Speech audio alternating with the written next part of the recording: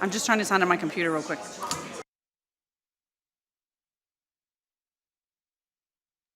We're going to get started in less than 1 minute.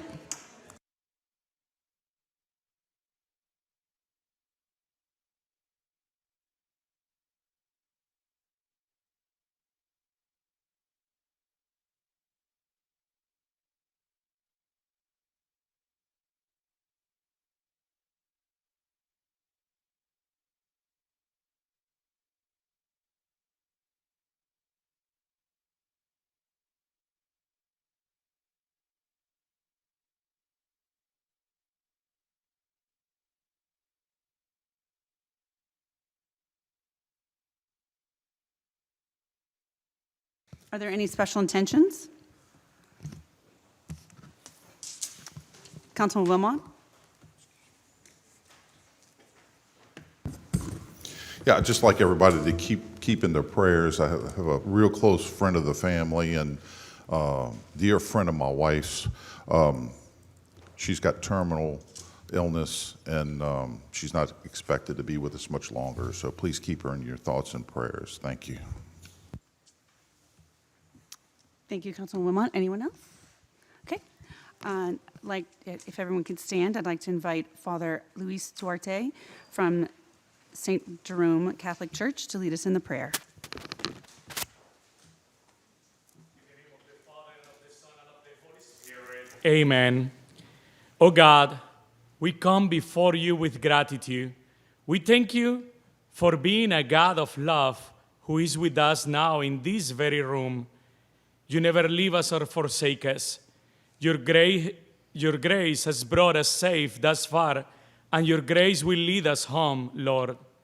We thank you for making each of us in this room, every person we meet, every citizen of this city and every city, in your own image, with dignity and infinite worth. We thank you for the calling you have given every one of us to be good stewards of your creation, to love our neighbors as ourselves. I thank you today, God, for these, your servants, our mayor, our city staff, and our city council members. I give thanks for the way of service they have chosen to take up on behalf of all of us here. We all come to this room today as complex human beings, carrying burdens, carrying joy and hope, trusting that you alone can hold us together, O God, in your love and peace. Help us, Lord, to trust you more than our fears and our wounds, and even our accomplishments. May we lean on your everlasting arms today. We pray that you would be glorified today through the decisions of this City Council of Kenner. We pray that we would have the eyes to see how our lives are all connected and how our common good is upheld when we listen and respond to those most vulnerable among us. We pray that your kingdom would come to Kenner as it is in heaven through your power working with each of these servants. May your truth be revealed. May your light shine brighter. May the voices of those most silenced be heard loud and clear. Defend their cause, O God, through this governing body today.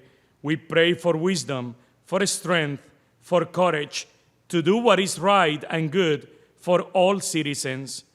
May we put the interests of others above our own.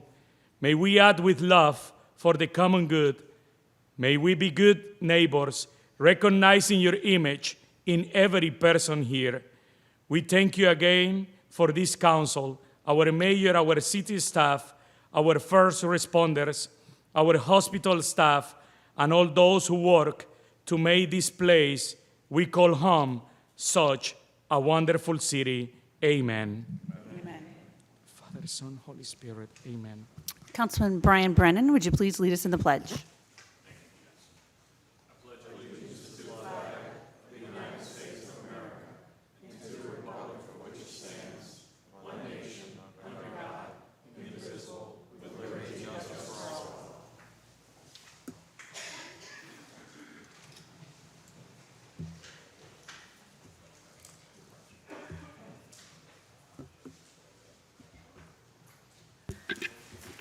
Good morning, Madam Chairman. You have a quorum. In accordance with Council Resolution B14550, please be advised that all cellular telephones and other devices of this nature must be deactivated or silenced throughout the council meeting. Next, we have correspondence, reports from the mayor, CAO, or department heads. Mayor Glazer. Yes, thank you. A couple of brief comments, and I do know we have a representative from Entergy here that Councilwoman Lahat has invited to speak. So I recognize him right after my comments here. As everyone's aware of the rainfall last week, we had a lot of rain in a short amount of time, but the concerning part that I've been interviewed a lot by the media is that it was 100% working, every pump in the city of Kenner. So it's working as it's designed today, and it's still not adequate enough to move water here in the city of Kenner. So that's why we're advocating for more pumps on the north side, and also we have pretty good movement on this Pump to the River project. We have a grant that we feel we're pretty successful in getting funding to build this Pump to the River here, a couple of blocks down, where the rainwater here in Rivertown doesn't have to go all the way north. South Kenner Drainage Project is kind of, the pipes are in the ground, but there's a snag at the railroad track where we waiting on a permit. I know the contractor is almost has the permit, so we'll do a change order hopefully by the next council meeting so we can get a pump done so Williams Boulevard in Rivertown will not flood like it does now in every spring shower. I'd like to thank all the city workers who they go out in the rain and pump down our sewer wet wells that we had. A lot more than half of them had, high wet well alarms in it, which means the rainwater's infiltrating our sewer system and just taxing it. That's why we always have repairs of pumps and things like that, because things are constantly moving in these lift stations. Inauguration is next Wednesday, July 1st, 10 a.m., the Pontchartrain Center. It's open to the public. And I believe this is the last council meeting for this current council. So I appreciate the last 4 years. We got a lot of stuff done. Unfortunately, you're starting to see the stuff now that y'all voted on 3 years ago with construction in the streets now. You see veterans, it was over 2.5 years ago, and we finally got a piece of equipment milling the roadway, so probably in a month you're going to have a brand new roadway from veterans from Williams to Roosevelt. And that's, that's the slowness of federal monies, as Jose keeps reminding me. They give you the money, but they don't give you the time, so it's things like that. And I'll stop rambling, and if you want to introduce him, or you want me to introduce him, or whatever. Joey. Yeah, I can call him. Yeah, all right. Sure. All right, Mr. Jim Yakin with Energy is here today. Obviously, the last few weeks there's been some news coverage. Tempers have flared about the recent outages in my neighborhood, which led to an elderly gentleman show up at my house one day who was pale and sick, and I let him in because he was out for 12 hours again. So I'm going to dispense with the anger and everything. I understand we finally have an understanding with Energy in the Public Service Commission about a $20 million project. I'm pretty confident at this point. I'm going to let you talk, Mr. Aiken, on behalf of Energy, that we're going to get something done, and the underground systems are going to be renovated and moved, and I'm going to turn it over to you. Sure. Is this on? Hello? We need that slide up. Yeah, if you could put the slide up, that'd be great. Ken. So I'm Jimmy Aiken with Energy Louisiana. I'm the customer service manager. Like Councilman Lahat said, obviously we've seen a lot of issues in Driftwood over the last several, let's call it 2 years, with outages, especially in that Granada-Madrid loop off of Jelpy. We spoke with the city of Kenner, Councilman Lahat, and we had a plan to run overhead down Jelpy Avenue. It was 9 poles that we were going to set. And then from there, we were going to build what we call loops, underground loops, to the neighborhood. Since that infrastructure was put into the ground back in the 60s, it's old, it's failing. And so we had a plan. We met with the Driftwood Civic Association meeting, and after that meeting, we really didn't feel comfortable moving forward with the overhead project. I mean, we listened to your constituents. They did not want the overhead. Driftwood is an underground subdivision, so we were challenged to go back to the drawing board by the LPSC and find a better resolution for underground cabling. So we put our heads together. We worked with the PSC. We worked with our engineering team, and we are now have a plan to move forward with. It's going to be an underground hardening of the Jelpy backbone. So basically now the issue was that we had switch gear that was going to be 10 feet by 10 feet. It was intrusive. There was no way that we could put it in the subdivision. We've been working with the manufacturer. We were able to manufacture a single-phase switch gear now. It's a lot smaller. If you all want to go to the next slide here, it's only 2 slides, but I did want to show this. So this is the new switchgear option that you're going to see. Obviously, you'll see it's 30 by 42 by 42, which is a lot smaller than 10 by 10 by 5. So therefore, we feel that this is the necessary equipment that we will need to provide better service, better reliability. And what this is going to do is right now, all the customers that are on that Granada-Madrid loop, it's about 237 customers. Our plan is we're going to run 3-phase down Jelpy, and then off that 3-phase, we'll be able to build single-phase loops. That's only going to have about 37 to 38 customers per loop. If there is an issue, you're not going to see 237 customers without power. It's sectionalized. We'll be able to handle any kind of outage, if there is an outage, relatively quickly. And it's, like I said, you're not going to see as big of a customer impact as you've seen over the last few years with the underground issues that we've had. So we feel very confident that this is going to solve the problem. Obviously, we're here to provide better reliability. Our motto is we power life, and you know, it's hard to live if you don't have power. So we've heard your complaints. We've heard your constituents' complaints. I've sat up here for the last 2 years, obviously addressing those issues. We know that there are issues in Driftwood. This is the plan moving forward. Now, we are working with a manufacturer right now on this switchgear, so I can't provide a timeline today right now as to when we will get this switchgear in. I will continue to work with you in the city of Kenner.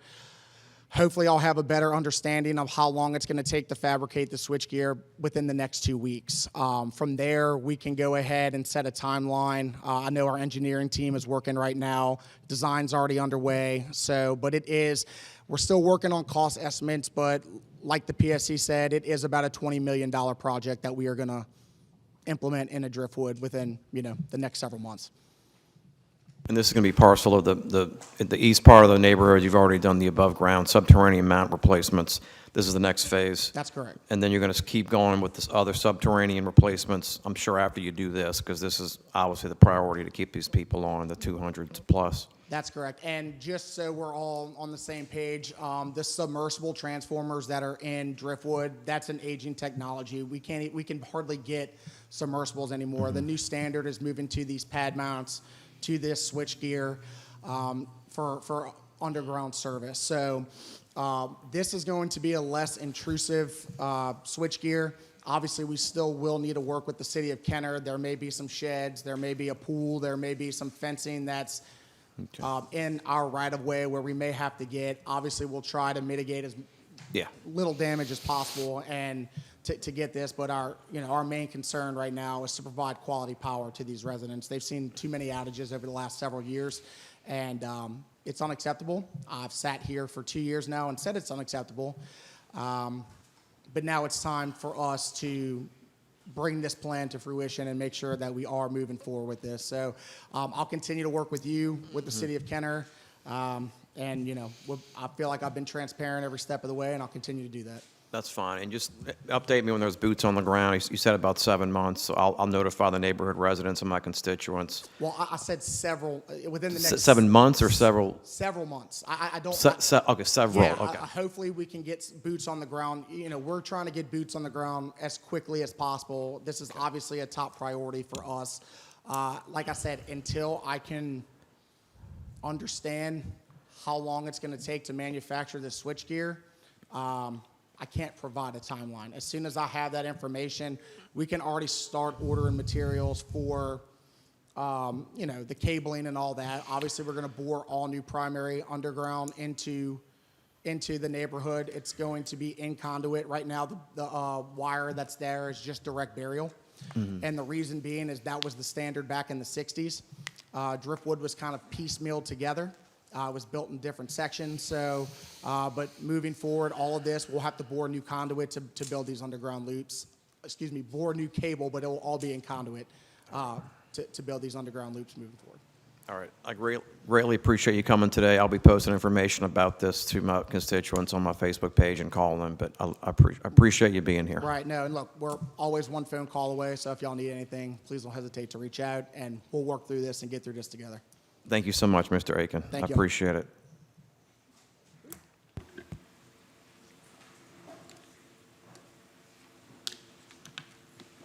Do we have any resolutions, motions, or other items from the floor? Seeing none, under the consent agenda, I have item 1, approval of minutes, the regular council meeting of June 11, 2026.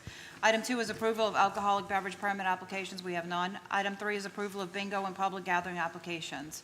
Item 3A is being removed at the request of the administration. We received a request from them. I have a motion by Councilmember Wilmot, seconded by Councilmember Lahat, to remove item 3A per the administration. All council members in favor, please say aye. Aye.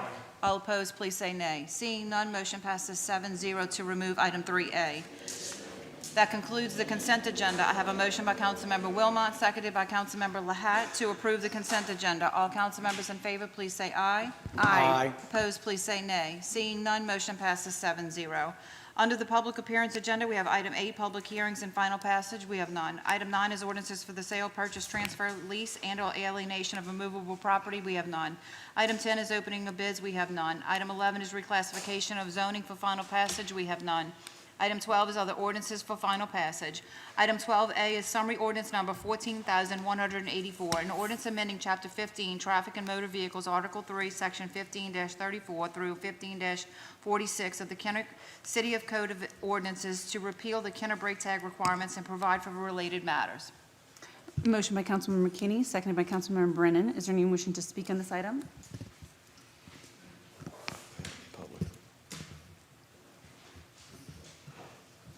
Yes, if you can please state your name, and you have 3 minutes. My name is Ryan Nugent. I live at 5444 Erlanger in District 3. Poorly thought out and self-serving. Those are the words a Times-Picayune reader used to describe the repeal of the state's brake tag requirement, and I couldn't agree more. I spoke on this matter at a previous council meeting, and when I did, I relayed some of my family's own experiences. I told you about the old minivan we use for hauling and how on multiple occasions we've been forced to attend to maintenance issues in preparation for obtaining a new brake tag. So the question is, what happens when the brake tag requirement no longer exists? Headlamps still burn out, wiper blades still rot, and it's still illegal and dangerous to operate a vehicle without those and other essential functioning components. Is the idea that KPD is going to step up headlamp enforcement and start walking through parking lots to check for rotting wiper blades? I hope to God that's not the case, because that would be a huge waste of time and resources. No, more than likely, what repealing the brake tag requirement will mean is that those maintenance issues simply go unaddressed and our roads will be less safe. And please don't anybody try to tell me that's just speculation. Do we need a study to tell us that water is wet? I don't think so. Similarly, I don't think we need a study to tell us that the roads are less safe and brake lights don't work. I don't think we need a study to tell us that accidents are more likely when someone can't signal because their blinker doesn't work. I don't think we need a study to tell us that someone is more likely to crash when they can't see because their windshield wipers don't work. Look, the rest of the state can follow along with Jeff Landry like a bunch of blind sheep if they want to. I don't really care. What I care about, and what we're here to discuss today, is Kenner's brake tag requirement. The state's plan is for a new QR code sticker that an officer can scan to verify registration and insurance, but this does absolutely nothing to address the aforementioned maintenance issues. As one of the very small handful of Louisiana cities with its own brake tag requirement, Kenner is being afforded the opportunity to chart its own path. That path should be to integrate the existing brake tag requirement with the state's QR sticker, thereby ensuring safer streets for Kenner residents. I implore the council to reject this appeal and allow common sense to prevail on this issue. Thank you. Thank you, Ryan. Anyone else?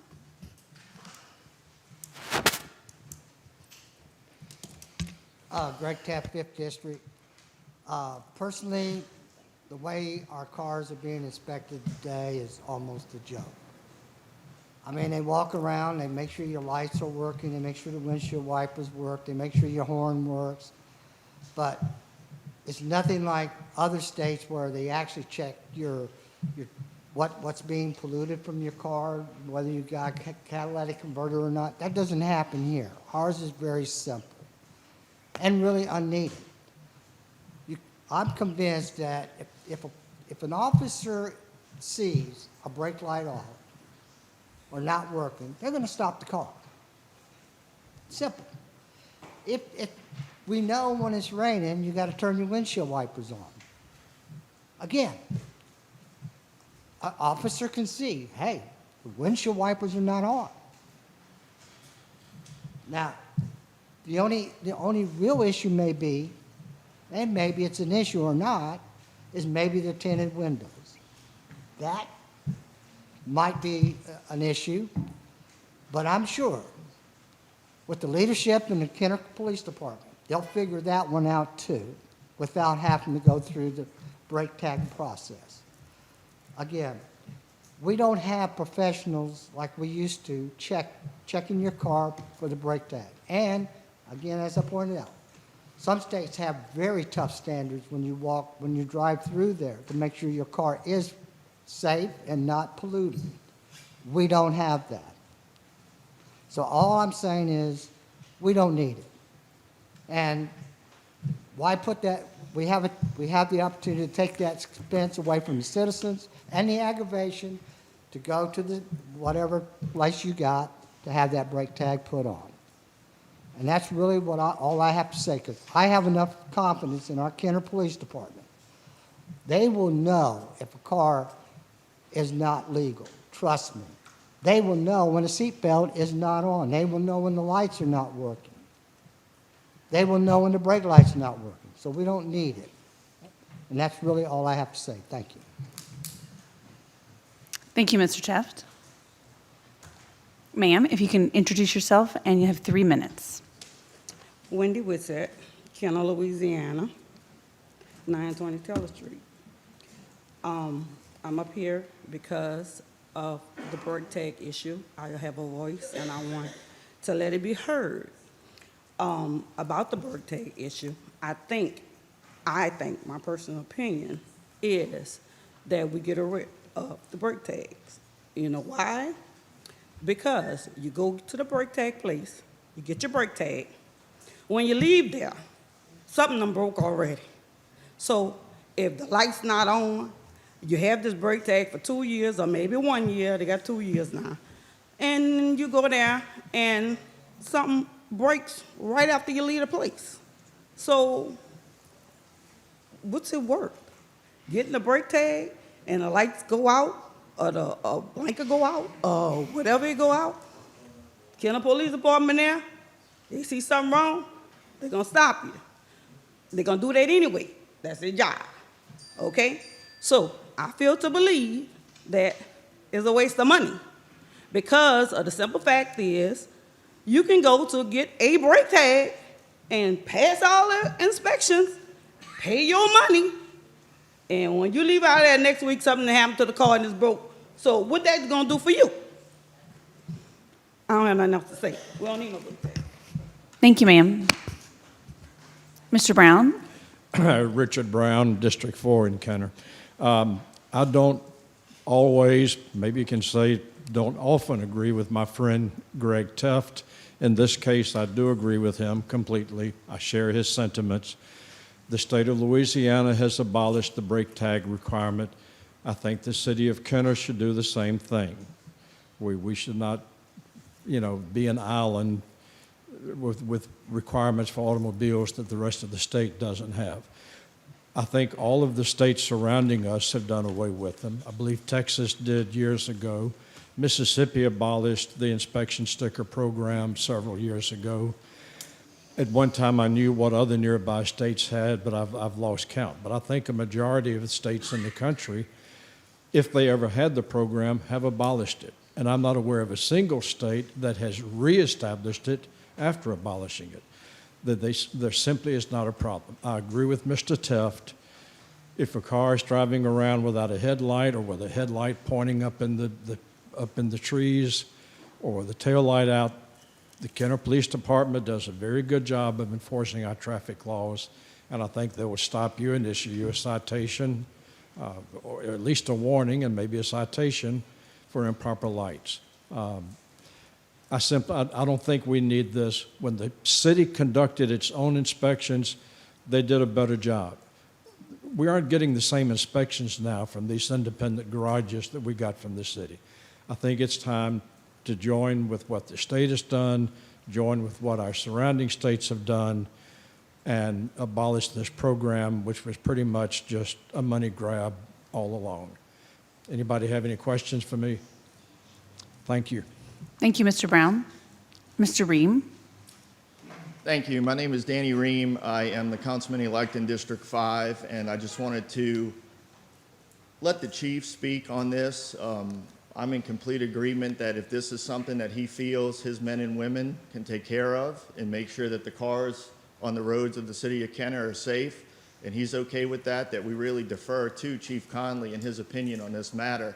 Because as many of the people that have spoken today have said, it's going to fall back on KPD. And I want to make sure that the chief feels comfortable with this. I want to make sure that he is not going to burden his men and women to an extent that it takes away from public safety. And if the chief is okay with this and he understands that this is probably going to put a little bit more work on KPD's plate, then I'm all for it. I do not believe that we should be involved in any kind of situation where we're taking dollars out of the public's pocket if we don't need to. So I just wanted to come up here and ask Chief Conley to please give his comment on this legislation. Thank you all. Chief Conley? Well, thank you, Councilman-elect Dream, for passing that buck over here. I appreciate it. Spoken like a true veteran politician. So I'm just going to give you all some facts. I've been in discussion with the council since the state started making the move in Baton Rouge. Just some facts. You know, we're more concerned with moving violations. Mr. Teft is correct. We do make equipment failure stops. Tinted windows is a big concern for us because that's an officer safety issue as well. Just some facts. We give about 400 brake tag violation tickets a year when we give about 800 to 900 violation tickets a month. So it's a small percentage. It's usually a secondary stop. All the calls coming into my office is not about brake tag violations. It's about speeding, running stop signs. That's the number one complaint here in the city of Kenner. There's also a quagmire that's going to come in place that's going to make it impossible to enforce any kind of motor vehicle inspection sticker ordinance, is that now that unincorporated Jefferson Parish is not required to have brake tags, any other than the 4 municipalities, we're not going to know what vehicle's supposed to have a brake tag and what vehicle's not supposed to have a brake tag. So you're not going to have those stops for brake tag violations because the presumption is going to be they're coming from an area that's not required to have one. So I do appreciate the confidence that the constituents have in the Kenner Police Department. I share that confidence. We do make stops on a regular basis. We're very proactive with our traffic enforcement, and we do make stops for headlights being out, tinted windows, things of that nature. From a law enforcement stand, I think we can do fine without the motor vehicle inspection stickers. Thank you, Chief. Did anyone else from the public would like to make any comments? Okay. Yes, Mayor Glazer. Yeah, just a brief comment. I heard at least one of the speakers say it's a money grab. Just want to let all the residents know it's pretty much revenue neutral for us here in the city of Kenner because we've taken as much as it costs to administer the program with. There's 2 employees that deal with it that they either going to lose jobs or be reassigned somewhere within the code enforcement department. That'll be made later. But yes, My biggest gripe with this is, if you wanted to do away with a inspection sticker, you should have done away with everything, because the QR code, the information that's going to be on it, can easily be tracked by your license plate, and don't charge $6 to somebody. So I mean, if you wanted to get rid of it, just get rid of it. It's, not cost another $6 for somebody to get a QR code that the license plate is going to tell you pretty much the same information, or could have told you the same information. I just want to let everyone know that the city really didn't make any money off on it. It's right around $200,000 is about what it costs. What we take in, and with benefits and the cost of all of this stuff, we split monies with the shops and stores that did the inspections. And I would agree with Mr. Richard Brown that the inspections today aren't like the inspections were when we did it in-house. And it's a moot point now, because we were thinking about going to a kind of a half and half, because some people couldn't get to our station during the work week and have something on the weekends open for them, but at this point, like, I agree, as a longtime law enforcement officer, the only thing was easy for me is to glance at a car and know that car is either from Kenner or not from Kenner.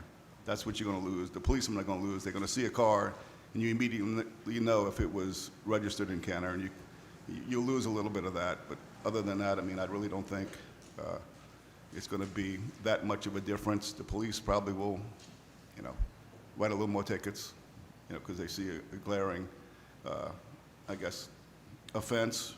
But if somebody's brake light's out, and they drive into an inspection station, they tell them, go get your stuff fixed.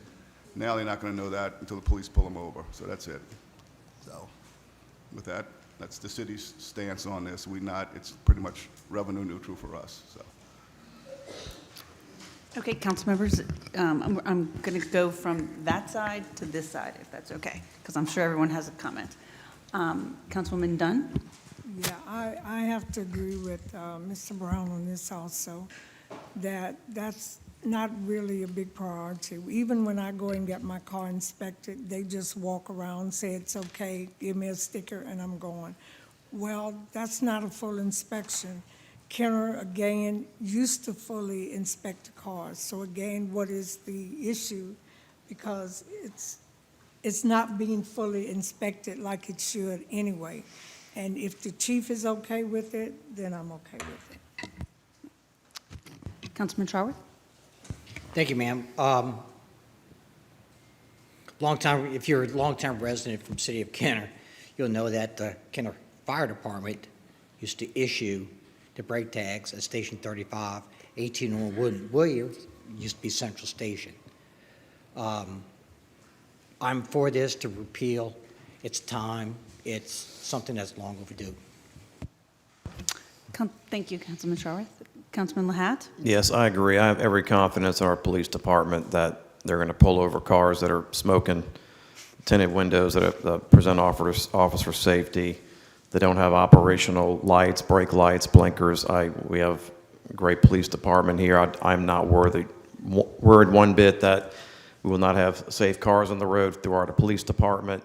Last time I got a brake tag, well, actually about 10 years ago, the guy just came in my car, took off the old one, put the new one on, didn't do anything else. It's a lot of my constituents don't want it anymore. I agree with them. I'm voting to repeal it. Thank you. Councilman Wilmot? Thank you. And I had some questions regarding the current process of where people in our city to get a brake tag at. I believe that there's a fee that's charged, and half of it, if I'm not mistaken, comes to the city, and the other half is earned, if you will, by the provider.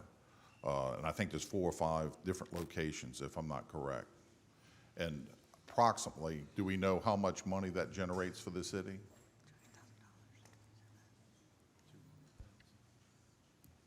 What I said, around 200,000. Let's see if I can. 162,376 is the last number I have. Okay. And I know the citizens that we get asked this often as to where they can go get a brake tag, and Many people every year have difficulties knowing that and finding out where that is. Now I understand that we're going to get a QR code from the state, and the QR code, from what I understand, is going to track registration and insurance. So that's going to have the proof of insurance piece that we need to have in place, and I think we need to have that. That's very important, especially when we have citizens that may drive without insurance. So we need to have something in place that'll check that. So it looks like it's not totally revenue neutral, but the need for brake tags seems to be diminished. In the old days, when the city inspected it, I think it was a lot more thorough. I agree with that 100%. And now it's not as thorough. And today we've had the people that have come up here and have mentioned and talked about brake tags. I was keeping careful track and listening attentively to everyone. And it looks like we have maybe half a dozen to 10 have spoken on the matter. And great majority are against the brake tag system. So, but I also understand that we have 2 other local cities that have brake tags and they're keeping them in place at present, which is the city of New Orleans and West Wego. Not that their systems may be totally different than ours. So I'm just pointing out these things for the record. But in any event, everything I'm seeing and hearing at this point in time, I feel like we need to get rid of the system. And it's not to say that we can't come back at a future date if necessary and re-implement it. Thank you. Thank you, Councilman Wilmot. Councilman Brannigan? Oh, yes, I'm fine with the brake tags going away.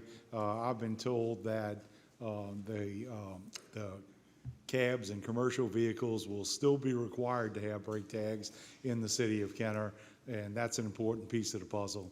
And I know that the Kenner Police Department will do a great job at making sure that the cars on the road are safe. It just adds another thing that they have to do. I can tell you, I went to Discount Zone to get my last brake tag. The guy checked every light, the blinkers, the reverse lights. He checked everything, blow the horn, and my car is only 5 years old. So he inspected my car. But, you know, this is a good thing for the residents of the city of Kenner. It'll save them a little bit of money. Thank you. Thank you, Councilman Brannigan. Councilman Brennan? Thank you, Council Chair. He inspected your car because he doesn't like all the LSU stuff on it. That's he went to Ole Miss. To the point, and just to piggyback on the comments, it's long overdue.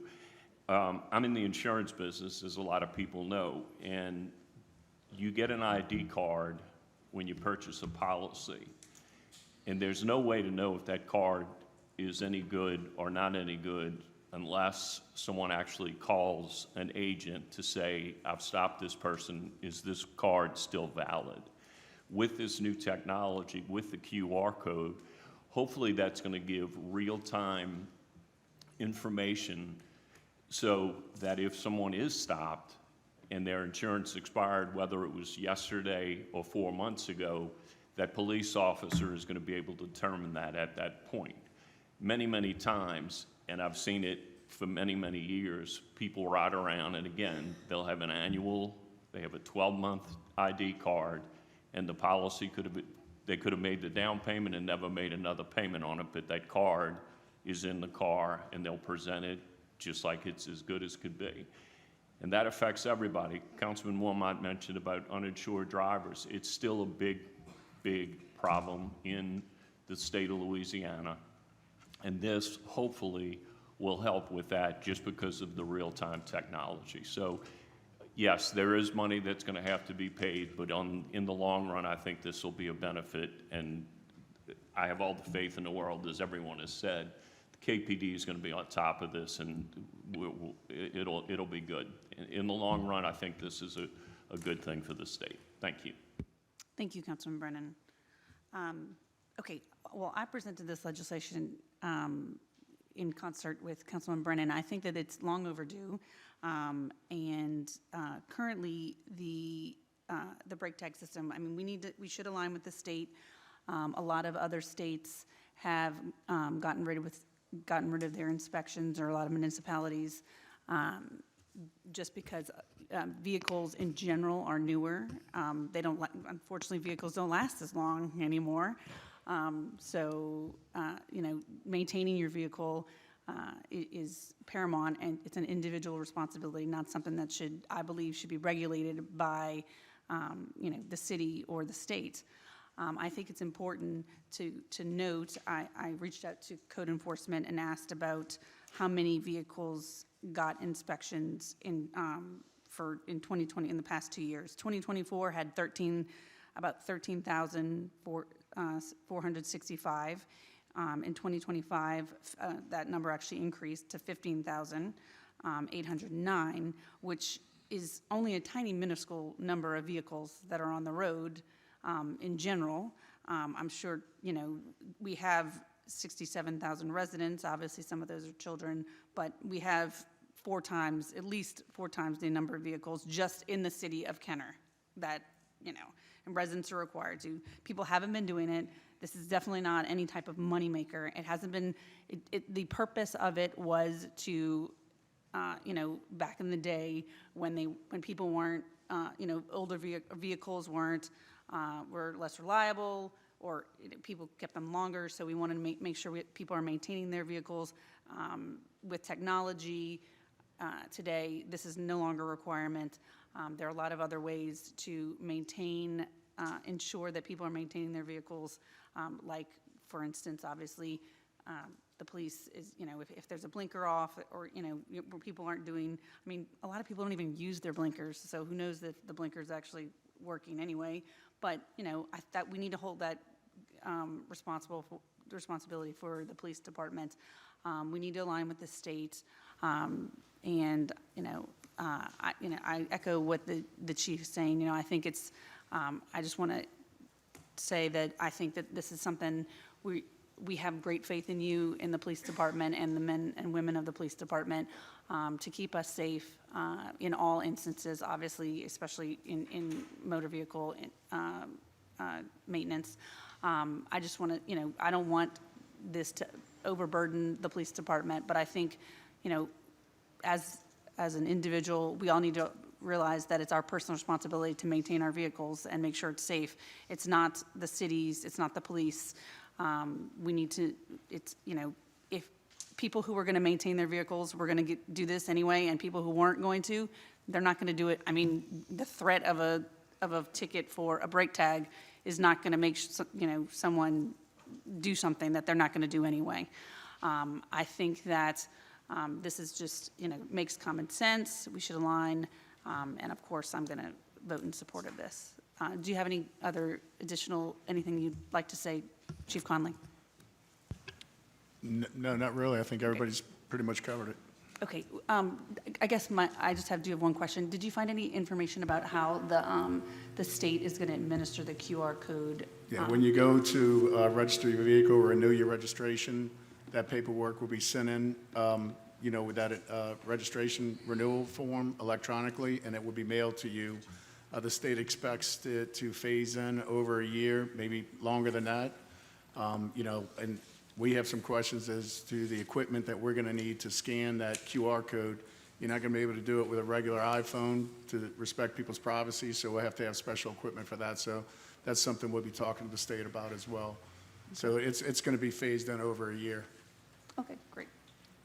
Thank you. And I also, this ordinance, just to point out that this ordinance is going to become effective, if passed, on January 1st. So there's still a 6-month period that we will still have, people will have to maintain their brake tags until that time. So it's, and that gives the police department as well as the city a time and citizens to transition, so. Councilman Brannigan. Councilman Brannigan.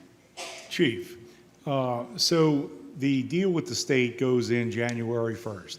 If somebody's brake tag expires between now and January 1st, are we going to be given citations for an expired brake tag? Because basically that would make them pay for a brake tag, and it could be less than 6 months if they really need it. What are we going to do? So that's up to this governing body. Whatever you do today, if you repeal the ordinance today, When it goes into effect, we're not going to enforce motor vehicle inspection stickers. Okay, well, I think that, Yeah, we're okay, gonna so, work- we're and gonna then on the state QR code, it's supposed to come with registrations, but registrations every 2 years, it may take 2 years for a person to get a QR code and not have a brake tag too. So what are we gonna do after January 1st? That's correct. So the truth of the matter is my officers can obtain live information from the equipment we have in the vehicles by running a license plate, as the mayor said. We get that.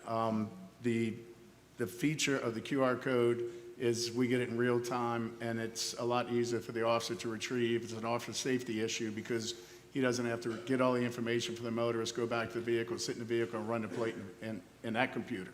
So it is going to take a year or two to phase in, but we're not going to have any lapse in intelligence or information as to that vehicle because we still have the resources, to gather that information in the field. Okay, so a person buys an insurance policy for their car, and they pay 1 month, and then they don't pay months 2 through 6.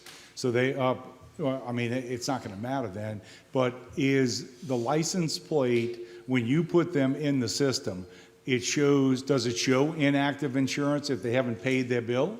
The minute the insurance provider sends that information to the Office of Motor Vehicles, they flag that plate so we will know. Okay, all right, so that's. Look, that's common. We don't just go by the insurance card anymore.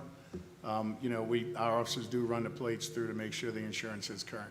Okay. The QR code is an officer safety issue because the officer will not be distracted to go back to the car and retrieve that information from the base computer in the unit. So there are some attributes to the QR code, but we still get that information in the field. So basically, the city of Kenner is protected by the license plate and what comes up in your computer in that car on that driver. Absolutely. As Okay. Councilman Brennan said, it was being schemed as far as people would go get their brake tag and then just not pay the premiums on the insurance and it would lapse, but we would find that out by running a license plate. Okay, well, I wanted the general population to know that in case somebody's thinking about buying an insurance policy for a month and canceling it or letting it lapse. So you can track that and they will be cited for that. Yes, sir. Of Okay. course, the first indicator are these fictitious paper tags that we still have to deal with, but, Right. this goes hand in hand. Okay, thanks, Chief.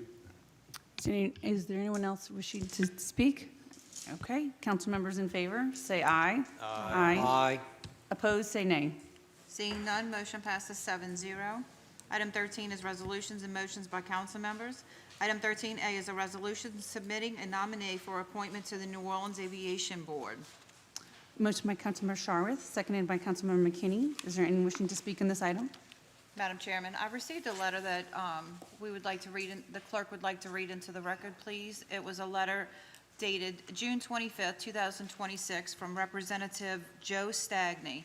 Dear Mayor Glazer and Kenner City Council members, I am requesting professional courtesy. Please defer item 13A, a resolution submitting a nominee for appointment to the New Orleans Aviation Board on the June 26, 2026 agenda. This legislation submits 3 names by the Kenner Council to the Mayor of New Orleans for consideration of Kenner representative on the New Orleans Aviation Board through the Airport Expansion Agreement executed on October 17, 1985.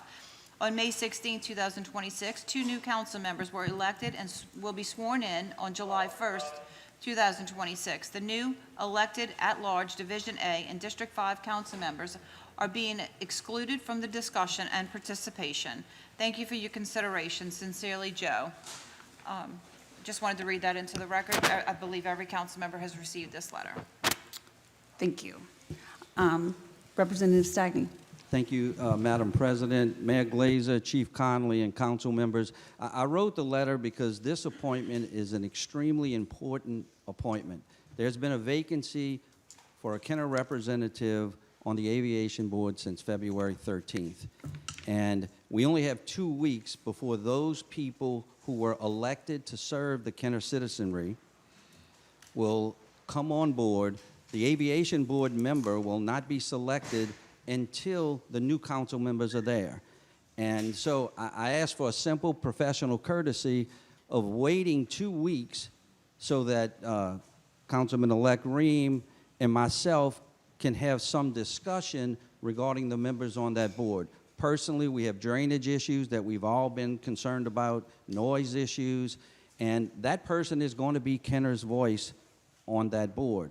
I certainly want to participate in that process, and I talked to Councilman Brannigan, who gave me some reason why maybe that wouldn't be the case, that the charter is in conflict with this legislation. I would just ask you to look at Section 1 of this, and the only reason Kenner has a seat on the Aviation Board is because of a agreement between 4 entities going back to 1985. This board is not a Kenner board. The charter is not applicable at all to the appointment process to this board, just like it's not applicable when you appoint someone to the Planning Commission. The mayor doesn't submit those and say you have to appoint these people. That's under Title 33. Your ZA board, under Title 33. It's very clear that the only mechanism is when the Kenner City Council submits 3 names to the mayor of New Orleans. The mayor of New Orleans will select someone after consultation with the mayor of Kenner. That'll be sent to the New Orleans Council to ratify. So I'm just asking, I would like to be a part of that conversation. I'm not saying all of the 3 names would be different, but I'd certainly like some input, and quite frankly, whoever's going to serve, I want to talk with them. We've all experienced drainage issues, noise issues. This person will represent us, and I think it's only fair that they do it in consultation with the 7 people who will represent the city. I'd be happy to answer any questions, and I'd ask for your consideration. Okay, thank you. Representative Stagney, I have no problem with the professional courtesy of extending this, especially since it's been open since February. Just the basic legal point, why do you think the charter does not apply? Well, because it's not a Kenner board or commission. This is an actual New Orleans board that through the Mayor Broussard at the time in '85, they needed to extend the runway. We all remember the Pan Am crash where people died. So Broussard did this cooperative endeavor, this agreement between St. Charles, New Orleans, NOAB, and Kenner. And Kenner lost some money, but he thought it was more important to try to save lives. So inside that agreement is the mechanism that we all, you all, get to appoint aviation board members. And it's very clear, the city attorney is right here, she can read at the bottom of page 2 of that agreement, the last paragraph is the mechanism. The Kenner City Council shall submit 3 names to the mayor of New Orleans. And the Kenner City Council can collaborate amongst themselves and with the mayor. There's no ambiguity. That's the only mechanism. Just like your Planning Commission and ZA board, where you all pick your appointments to that board, those boards. So I just ask that myself and Councilman Ream just be a part of the conversation. And I don't think 2 weeks is too long to ask. I'm absolutely fine with that, but I'm sure there's some other people that want to talk, but anybody have any other questions for Joe? Thank you, Madam President, Mayor Glaze, and Chief Conley. Thank you. Mr. Brown, you have 3 minutes. Thank you, Representative Stagney. Thank you, Madam President. Pardon me. Richard Brown, I live in District 4, and I actually want to echo all of the comments from Representative, soon-to-be Councilman Stagney. I hope the council will defer this for several reasons. First off, I do believe the 2 new council members should have an opportunity to be heard on this, to weigh in on it, and to vote on it. Pardon me, I've talked to Councilman Schwartz. I hope I'm not talking out of term here, but I think he agrees. I think he has no problem with letting the new council members make this decision. They are the council members who this new airport appointee is going to have to work with. But I think it's only fair to let, to let the 2 new council members be involved in this. But secondly, as to the issue of who has the authority to make the appointment, I realize there is some dispute about that. I'm very familiar with the charter. I've been on a charter review committee. I'm also relatively familiar with this airport expansion agreement that provides for the Kenner representative on the New Orleans Aviation Board. I agree the Kenner City Charter is simply not even applicable here for two reasons. First off, this is not a Kenner board or commission. It is a New Orleans board, the New Orleans Aviation Authority. It's not a Kenner board. Secondly, the charter says the mayor makes all appointments to boards and commissions. This is not an appointment. Nobody's making an appointment. This is submitting 3 names to the mayor of New Orleans for the mayor of New Orleans to consider in making the appointment. This council is not making an appointment. The mayor's not making an appointment. And the agreement, and I don't know if I have the language here on my cell phone at the moment or not. Actually, I think I do. But it's very clear that the Kenner City Council shall submit 3 names to the mayor of New Orleans, and then the mayor of New Orleans considers those names in deciding to make the appointment. But by deferring this for 1 meeting, this gives the new council members a chance to vote on it and to have a say in it. It also gives all of y'all a chance to discuss it among yourselves, to work with the mayor, to see if everybody can agree on what 3 names to be submitted. This is not getting off to a good start with a new city council to tell the 2 new members, we don't want you to have anything to do with this. We don't want you to have any say on this. Please, defer this for 1 meeting. Let the new council members have a say. Thank you. Does anybody have any questions for me? Thank you, Mr. Brown. Mr. Teft? Greg Taft, 5th District. I'm actually going to echo exactly what Joe Stagny said and Richard Brown, because my whole thing is that we have 2 new council members coming in, and they should, because they're going to have to live with the decision for the next 4 years, that they should be given the courtesy and the opportunity to give their input and have their input heard. So to me, I look at it just a little bit different. It's courtesy, because they're going to be sitting in the seat, and they should have a say-so, because it's only we're only talking about a couple of weeks away. So that's really all I have to say about it, because it's very simple. It's all about courtesy and giving them the opportunity to have their voice heard. Thank you. Thank you, Mr. Teft. Mayor's on. Oh, Lord. Mayor Glazer.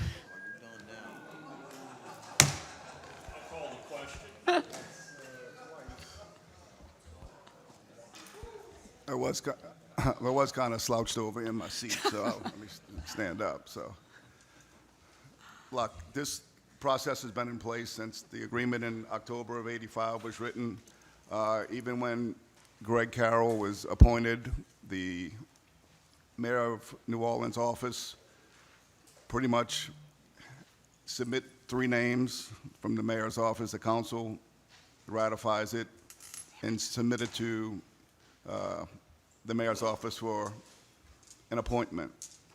This process has been in place since that agreement, where the mayor sends the 3 names. You can argue to whatever board. It doesn't say it's got to be a Kenner board, this board, that board. The charter says board or commission. It doesn't say anything about it. It's kind of disheartening that you're going to push it off. Like, I waited till after the election cycle before even putting names up, because if I wasn't mayor, let the next person put it up. But my concern is the 3 names that are on that are all longtime Kenner employed. One's currently a justice of the peace, so you can call him a Kenner employee, but he's a state employee, works in Kenner.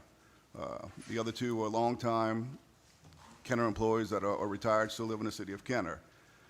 They overqualified to be on this board. They know all the ins and outs of the aviation board, the problems in and around an airport.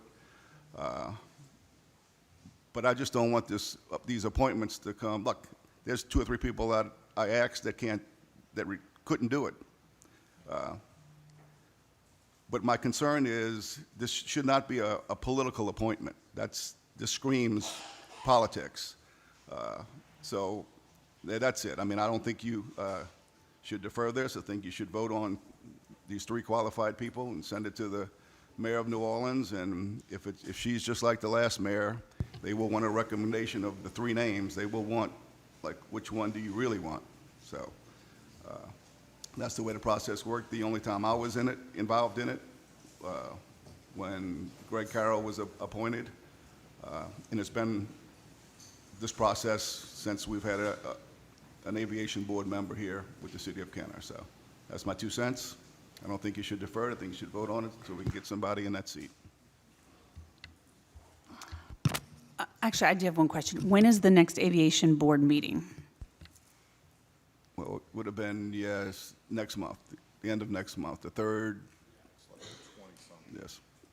So the 3rd end week of July. So if we wait, it may not, we would have a shorter term to turn around in order to have an actual representative at the next meeting. Yeah, well, you're going to vote on it the first meeting of, if you defer it, the first Well, meeting it's of July. July 9th, right? Yes. But Then if- that goes to the mayor of New Orleans. This mayor has to be much better, but it took 14 months to get the last person on this board. Okay. Councilman Wilmot? Thank you. I have to agree with the folks that came up here and spoke. Yeah, Representative Joe Stagney, I thought he hit right on the head of the nail, all the things he said, and it was very articulate the way he laid it out. Richard Brown as well, and Greg Teft, all 3 of y'all were really well-spoken on the subject matter. And I also want to point out, too, that even in the legislation itself, and I'm going to quote it, the mayor of New Orleans shall allow the Kenner City Council to recommend the names of the 3 persons to serve as member of the aviation board, from which he shall select one to serve. And it's in quotes. So it's clear, even the legislation is written up by our legal department says that. I think that's telling in itself. And to have a 1-meeting deferral is, I think it's appropriate in this situation, the way the timing works. We have 2 new members coming in, and one, of course, is actually written, and we put it into the record, very clear he wants to have input on this process. And I think it's just a courtesy, as he's asked, that we do so. And therefore, I'm asking for a 1-meeting deferral. Thank you. Do I have a second to Councilmember Wilmot's 1-meeting deferral? Second. Second by Councilmember Lahat. Any discussion on deferral? Councilman Lahat? Yeah, Councilman-elect Danny Ream, would you like also have input on this at the next meeting, I would assume?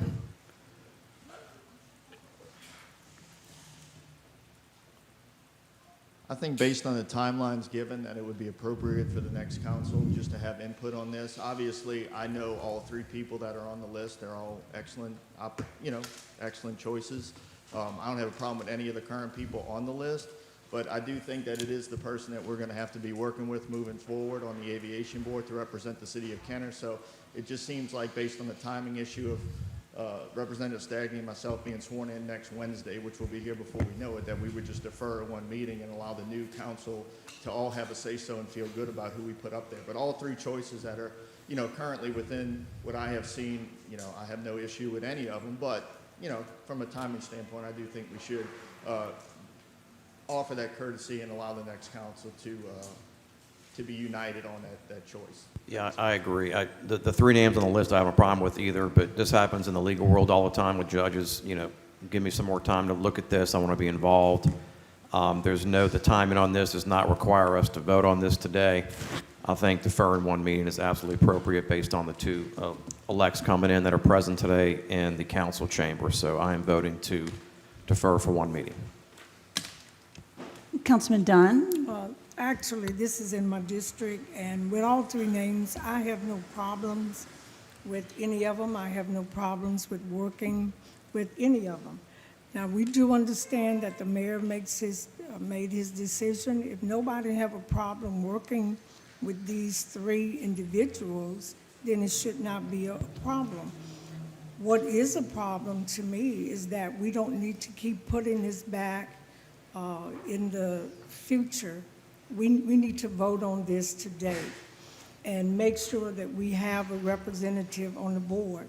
Right now, we are in the hurricane season, and everybody is complaining about the pumps and this, so to keep pushing it down the road is not good. If you can work with the people, with the names, because at the end of the day, the person that's going to make the decision is actually the mayor of New Orleans. So they are the one, she's the one that's going to actually make this decision. Now, if you do not have a problem with the names, then you don't have a problem with sitting down and talking to them. But government takes long, so right now we need a representative on this board. Thank you. Councilman Brannigan. Okay, so Councilman Lahat and Councilman-elect Ream have no problem with the names that are on the board working with these people. Does anybody else have a problem with the names that were submitted from the mayor? Because since I've been on the council, the way it works is the mayor sends 3 names to the council, and if you don't have a problem with it, then we do the resolution, and it goes to the city of New Orleans, and their mayor picks the person, and basically that person is the aviation board member for the city of Kenner, and we're not picking anything. So if anybody, if you have a problem with one of the names, that would be the only reason that I could see that we should defer this legislation. We have 2 council members going out on July 1, and we got 2 coming in, but you know, I would think they deserve to vote on it too. So it's a situation where if there's no problem on the 3 names that are there, I don't think this legislation should be deferred. Any further discussion on deferral? Thank you, ma'am. For those who know and those who don't know, today is my last meeting. I can't see why my vote today should hold over for another 4 years for somebody else. If this deferral is not passed, then I will be abstaining my vote, because I don't think my vote should matter for something that elected Danny Ream, elected Joe Stagney should have to deal with. Thank you, Councilman. Councilman Wilmot? I'd just like to add, my understanding is, and I'm not 100% sure of this, but my understanding is that these appointments are for 5 years. We have a new council coming in, we're going to be serving for 4, so that it parallels as much as you possibly can. And I think it's important that the new members vote on it because, again, it parallels 4 years we serve, and the appointment, I believe, is 5 years. So I think it's important for them to vote. And they have 2 new coming in. I think they should vote. That's all. Thank you. Thank you, Councilman Wilmot. Councilman Brannigan? It was said, and I don't know who said it, about this appointment of this board member not being ruled or governed by the city charter. And I would like to ask our city attorney to make comments on that. I have read the charter, and I have read the 1985 agreement, and I'd like to get input from our city attorney. Thank you, Councilman Brannigan. I think the issue here is, can the language of a CEA change the mandated government structure set up by the City of Kenner's Home Rule Charter? And I would say no.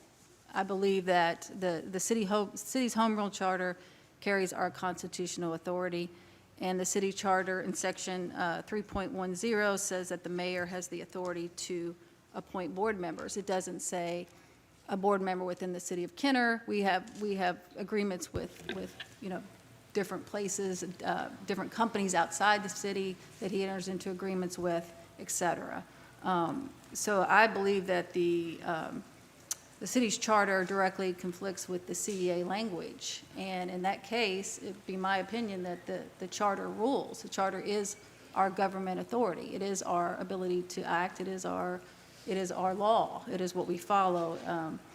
And I don't believe that the language in a CEA can override a fixed charter provision. And this is a mandated fixed charter provision, which is 3.10. The appointment of a board member, the mayor versus the council, is a core structural governance mandated by our charter. And it's exactly the kind of thing that our home rule charter has designed to lock in, and it's locked in under 3.10. The CEA is just a negotiated agreement between government entities. It's a contractual instrument. It's not a governing instrument as far as what the council's power is or what the mayor's power is. Reassigning the power to select a board member from the mayor to the council through a CEA, in my opinion, can't be done. It would supersede the charter. And again, I don't believe 3.10 doesn't say this is only relative to a board that's in Kenner. It says a board. What was the intent back in 1985 when Broussard signed this agreement? I couldn't tell you. I wasn't here. Don't know.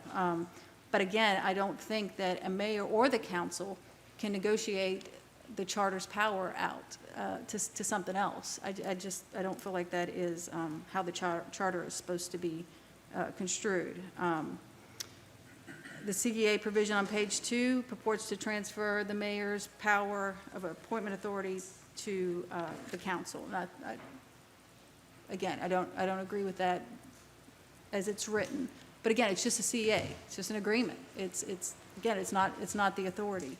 In my opinion, the mayor retains the appointment power unless the charter is formally amended, and that's through the vote of the people. So I don't know if that's what you're asking me exactly, Councilman Brannigan, but that is my opinion. I don't, again, if it had said only board members within, the city of Kenner's borders, sure, but it doesn't say that. It says board members. And that's, in a nutshell, what I was able to research the last couple of days as this came up. Actually, I have another question for you as well. Can you speak on, in the past, we have, I've been on the council for 8 years. We've always, the mayor's presented the list and we've approved it, and that was explained, and that's been the precedent. So can you explain a little bit about the precedent? I'm obviously not familiar with, longer term, and I know you're newer, but I would imagine that you've researched the precedent and how this has been done in the past. So it's always been worked in, in conjunction. The mayor has always worked with the city council and done this.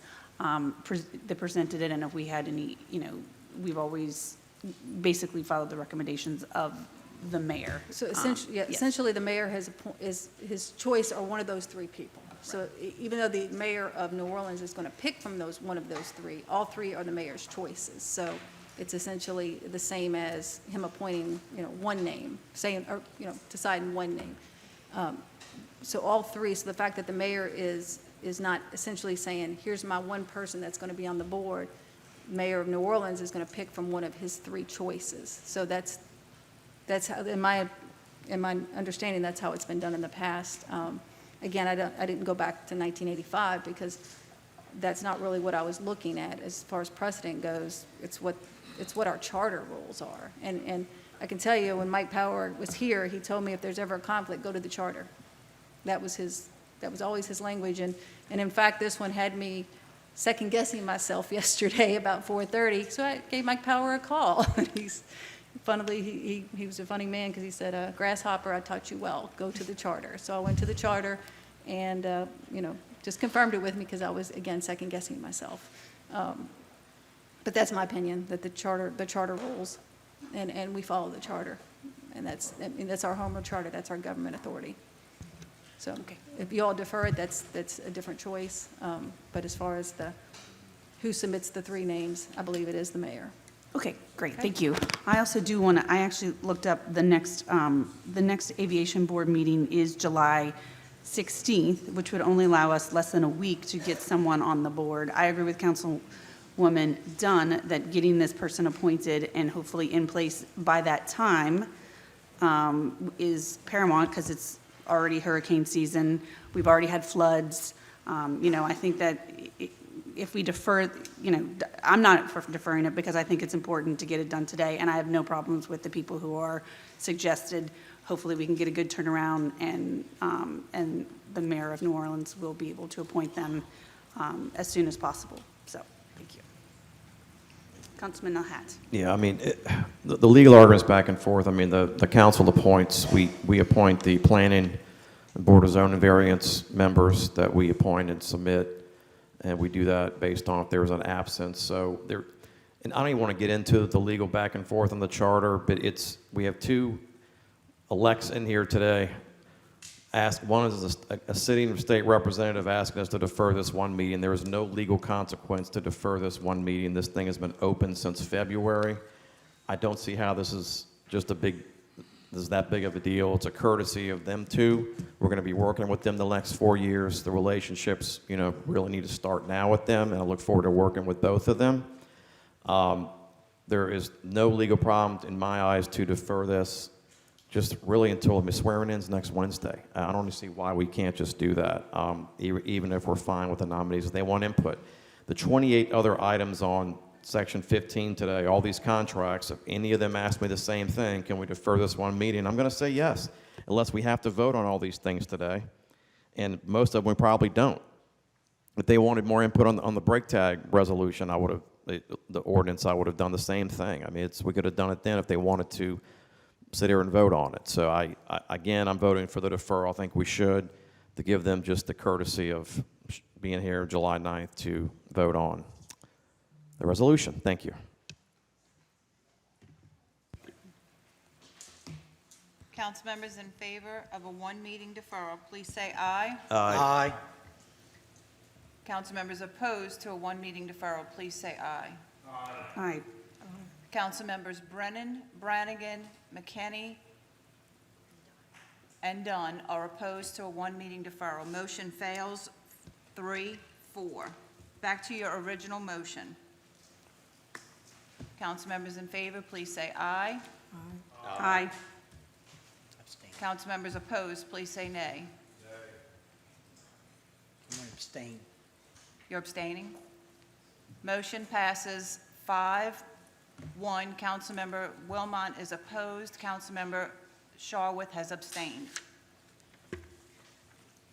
Item 14 is items removed from the consent agenda. We have none. Item 15 is acceptance of contracts and similar matters approved by the mayor. Item 15A is summary ordinance number 14,157, an ordinance approving a cooperative endeavor agreement with Inclusive Care Community Investment Incorporated to provide a medical clinic and pharmacy. Motion by Councilman Brannigan, seconded by Councilman McKinney. Is there any wishing to speak on this item? Ms. Shaw, Director Shaw. Good morning, council members. I agree with the mayor when he said first, you're starting to see some of the projects that you began this council come to fruition now. One of those projects is our rebuilding of the A.P. Clay Community Center. As all of you know, Arthur P. Clay was one of the stalwarts in the community. As Judge Mark Johnson used to call him, he was Kenner's answer to Martin Luther King. So we named this building after him. We all know after a multitude of tornadoes, hurricanes, floodings, fire, the building ultimately had to be destroyed. It served as a head start for Jefferson Parish. We are rebuilding that building, but we know now that that area is a medical desert. So we've been in consultation with Inclusive Care for several years now to partner with them to provide services in the community.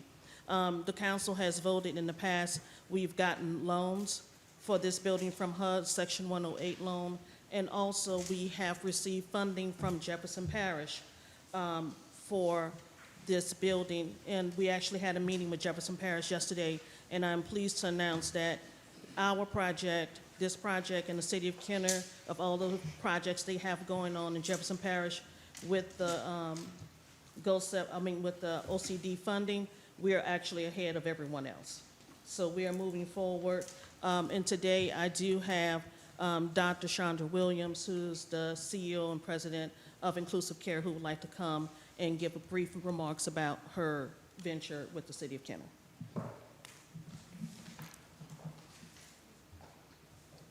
Good afternoon. Dr. Chandra Williams here. I'm PhD with a background in nursing. I've known Councilmember Wilmot for a long time, since I took the position 14 years ago. We have actually, Inclusive Care, formerly Jefferson Community Healthcare Centers, has been in this community for the past 18 plus years. We were located initially at 11312 Jefferson Highway, just down the road. And so as of 2016, we left that facility. That building is, as you know, owned by Jefferson Parish. We then relocated to 2552 Williams Boulevard, again, not very far from where we are today. However, ladies and gentlemen, one thing that we have recognized over the past 10 years is that those patients who were once at 11312 Jefferson Highway did not actually make it to the new location at 2552 Williams Boulevard. To those of us who have means of transportation, for those of us who have the intellect and the resources, then that would be simply easy to reposition from one location to another location. However, that was not the case for the citizens that have been previously served by this, what we call a healthcare desert. So today, I'm very pleased. I would like to publicly thank Mayor Glazer and his team for working with us on the planning of this establishment.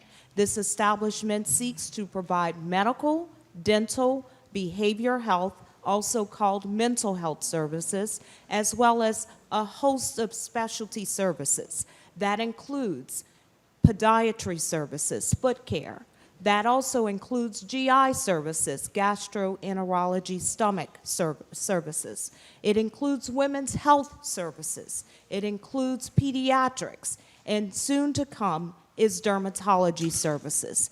And if I did not mention, we will also have an in-house pharmacy service. So what that means is we will have a one-stop shop here in the South Kenner area. We ask for your support in this matter. We believe that we are more than just a healthcare facility. We are your partners. And when I say partners, that means with the recent tropical storm Arthur that we all experienced, and we noticed that a lot of the citizens in the city of Kenner were affected. There would be no reason why you would not be able to contact or call Inclusive Care, and specifically myself as the lead of this organization. I am joined here today with my board chair member as well as my 4 executive team members, one of whom is a resident of the city of Kenner and is impassioned by seeing this development occur. We also have 2 of our longest standing individuals. Our company has been around for 22 years, and they've been employees for 22 long, dedicated years. So I had a slide deck to present, but since we likely will not have that slide deck, I want to make sure that we understand the citizens here and our leaders represented is that we are seeking to create 158 estimated jobs. What that means is 60 direct jobs as well as 58 indirect and 40 induced jobs for an economic impact estimated at about $8 to $10 million. Ladies and gentlemen, we will be bringing physicians, we will be bringing nurse practitioners, dentists, pediatricians, psychiatrists, psychologists, gynecologists, gastroenterologists, podiatrists, and pharmacists, and a host of medical professionals. Again, I mentioned we are not just a healthcare organization. We are a training ground for the next generation. And so we are pleased to be able to partner with multiple schools that help to enhance the education and bring jobs to our local community. So a few of those partners are LSU School of Medicine and Nursing, School of Nursing, LSU Shreveport Physician Assistant Program, Loyola University, Herzing University, Chamberlain University, Blue Cliff College, and more. Some of the things that we bring, not to ensure that we deliver the services to our clients. We mentioned transportation. Transportation is a major impediment to whether or not someone lives or whether they die, unfortunately. So we call these services quality value adds, and we consider this our value proposition. We provide free door-to-door transportation today, and we will continue to do so when we are located just down the road. We provide a benevolence fund. What that essentially means is that we have $130,000 that our board of directors has allocated to a special pot of funding. So when individuals do not have the means to provide their medical or pharmacy, dental, or any of the services that we offer, they could actually get those services rendered with the benevolence fund. There are, with an in-house pharmacy, it makes no sense that if you diagnose a patient and if they cannot have access to their medications for treatment, then there goes the care. So hence the in-house pharmacy services are very beneficial, offering what we consider to be 340B discounts. Also, free pharmacy delivery services as well. So our Early Learning Center, on Reverend Richard Wilson Drive lies a vacant land that we own, Inclusive Care owns. Today at 7001 Lapalco Boulevard in Marrero at 6971 is the home of our Early Learning Center. So our vision is not just to provide healthcare services to this underserved community, but it's also to provide early learning center services on that vacant land if the city would believe that this is a need that could be met. So as I conclude, behavioral health services, Chief Connolly, we will help you in this work because we have not, since COVID-19, we've seen our behavioral health necessities increase sizably, and hence there is a safety concern as it relates to keeping our citizens safe when they have access to critical services like behavioral health. So I will be happy to take any questions if you have any for me. Councilman Wilmot? Thank you, Madam Chair. I'd just like to say thank you and welcome, and you do great work, Doctor. I know you've been in this region for quite some time, and you've helped a tremendous amount of people with your services that you provide, and I think it's fantastic. So welcome aboard, and I certainly hope that this committee supports what you do. Thank you. Councilman Brannigan? Yes, I want to thank you for bringing this to our city. It's going to be incredible for District 1, and I know Councilwoman Dunn has got to be very, very happy. Thank you, Councilman Brannigan. Councilman Dunn? Okay, thank you, Dr. Williams, for even considering bringing this in District 1. I know we've been working on this project a long time, but to have full services, I want the council to know that I did go across the river, and I had a tour of the building that was there and all the facilities that was there. I mean, it is actually the state-of-the-art facility, much needed in my district. Thank you, and I sure hope that the council will be in favor of this.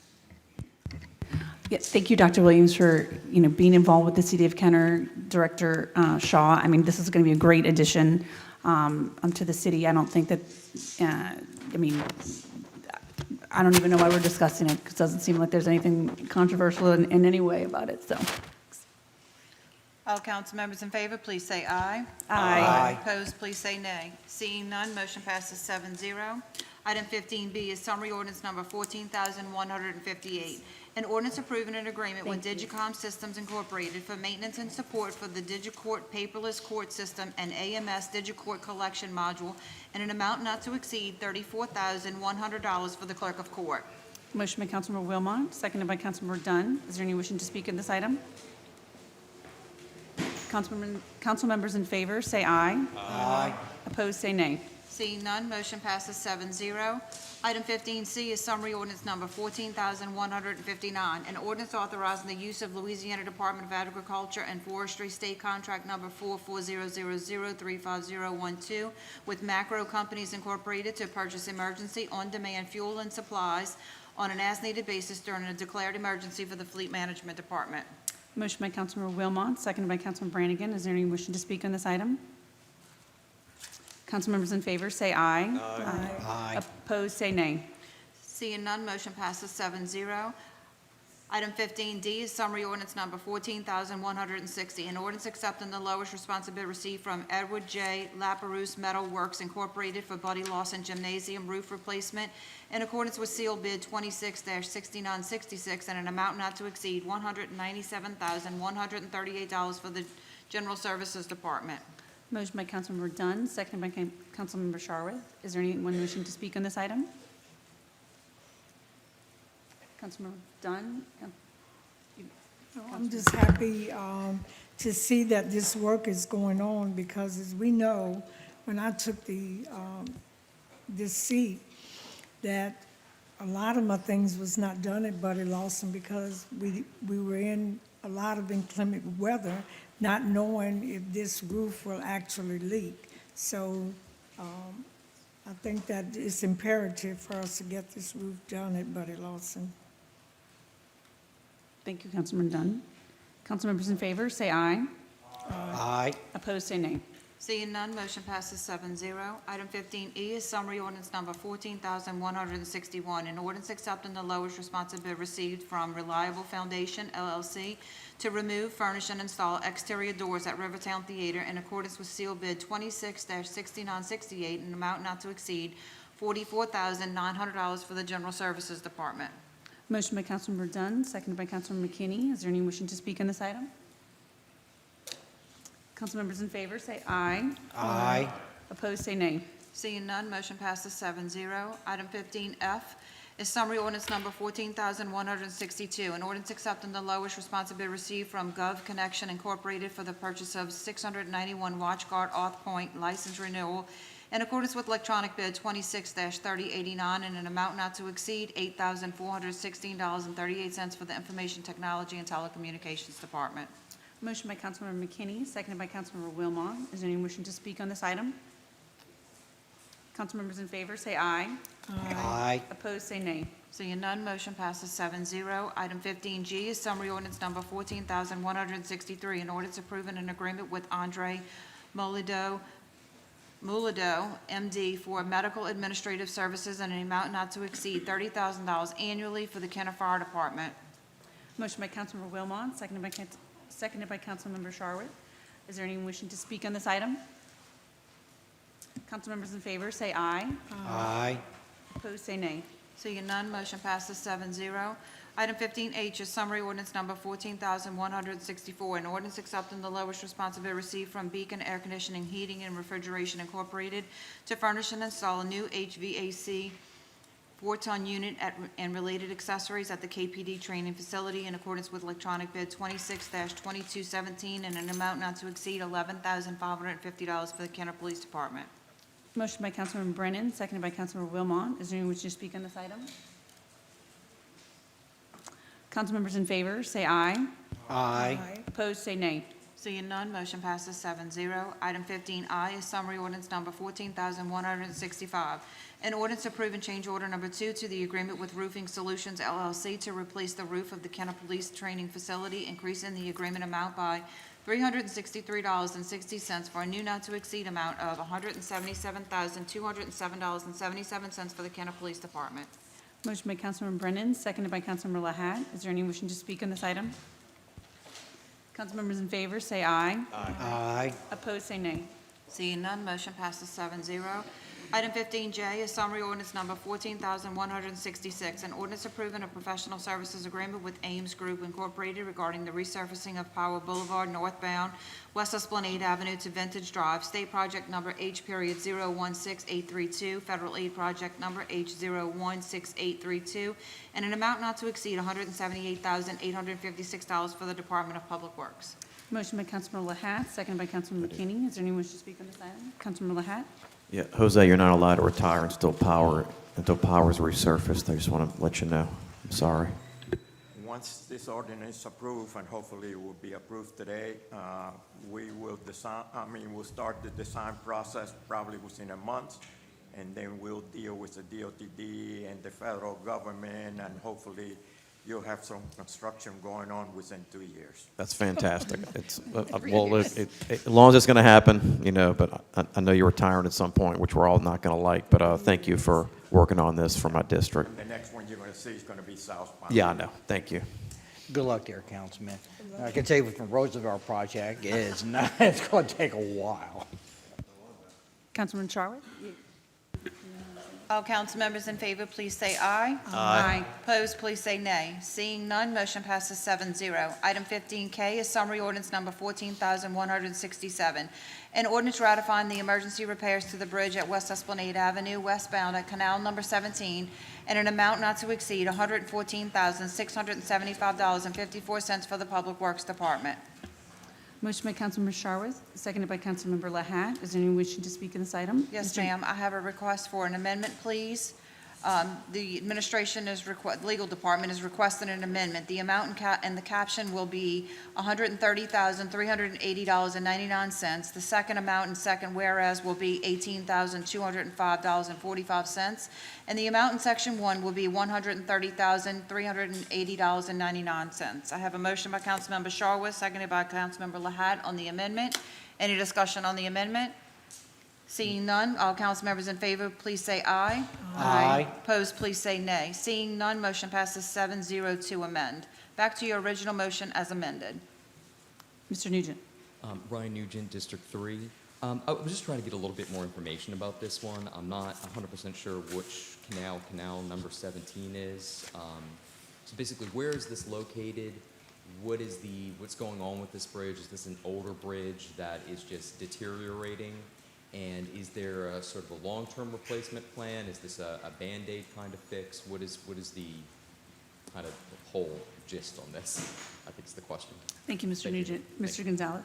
Brian, this is a bridge on West Esplanade, which is located over Canal 17. Canal 17 is by the Wood Lake Playground. I'm not sure whether you're familiar where the Wood Lake Playground is, but it's the westbound bridge. That bridge is roughly 50 years old.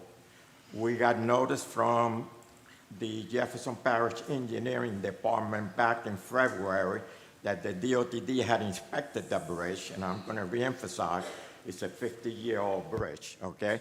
And DOTD and Jefferson Parish Engineering Department are supposed to inspect every bridge within the city of Kenner and throughout Jefferson Parish every year.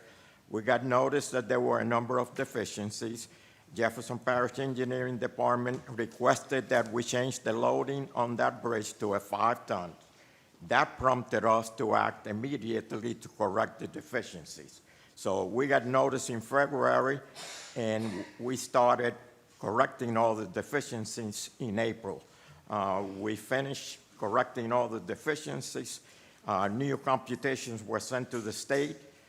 The new loading has been put out there. We changed the 5-ton load limit. Now it's 15 to 25 tons, depending on the number of axles that a vehicle has, and the bridge has been reopened. We only had one lane open. Now we have both lanes open. But we're still dealing with a 50-year-old bridge, and we're applying for state, and we will be applying for federal funding to replace that bridge in the near future. Thank you, Jose. Thank you. Is anyone else wishing to speak? Council members in favor, say aye. Aye. Opposed, say nay. Seeing none, motion passes 7-0. Item 15L is summary ordinance number 14,168, and ordinance accepting the lowest responsive bid received from Covington Flooring Company Incorporated to furnish and install athletic flooring at Musperlino Gym in accordance with sealed bid 26-6964 in an amount not to exceed $149,598 for the Parks and Recreation Department. Motion by Councilman Brannigan, seconded by Councilman McKinney. Is there anyone wishing to speak on this item? Council members in favor, say aye. Aye. Opposed, say nay. Seeing none, motion passes 7-0. Item 15M is on summary ordinance number 14,169, an ordinance accepting the lowest responsive bid received from Seaside Companies LLC to supply shirts, hats, visors, and screen printing as needed in accordance with sealed bid number 26-6963 in an amount not to exceed $65,000 for the Parks and Recreation Department. Motion by Councilman Brannigan, seconded by Councilmember Sharworth. Is there anyone wishing to speak on this item? Council members in favor, say aye. Aye. Opposed, say nay. Seeing none, motion passes 7-0. Item 15N is summary ordinance number 14,170, an ordinance approving change order number 1 to the agreement with LA Contracting Enterprises LLC dated January 27, 2026 regarding the 25th and Helena Street Sewer Lift Station replacement project to increase the agreement amount by $6,608 and increase the agreement time by 33 calendar days for the Department of Wastewater. Motion by Councilmember Dunn, seconded by Councilman Brennan. Is there anyone wishing to speak on this item? Council members in favor, say aye. Aye. Opposed, say nay. Seeing none, motion passes 7-0.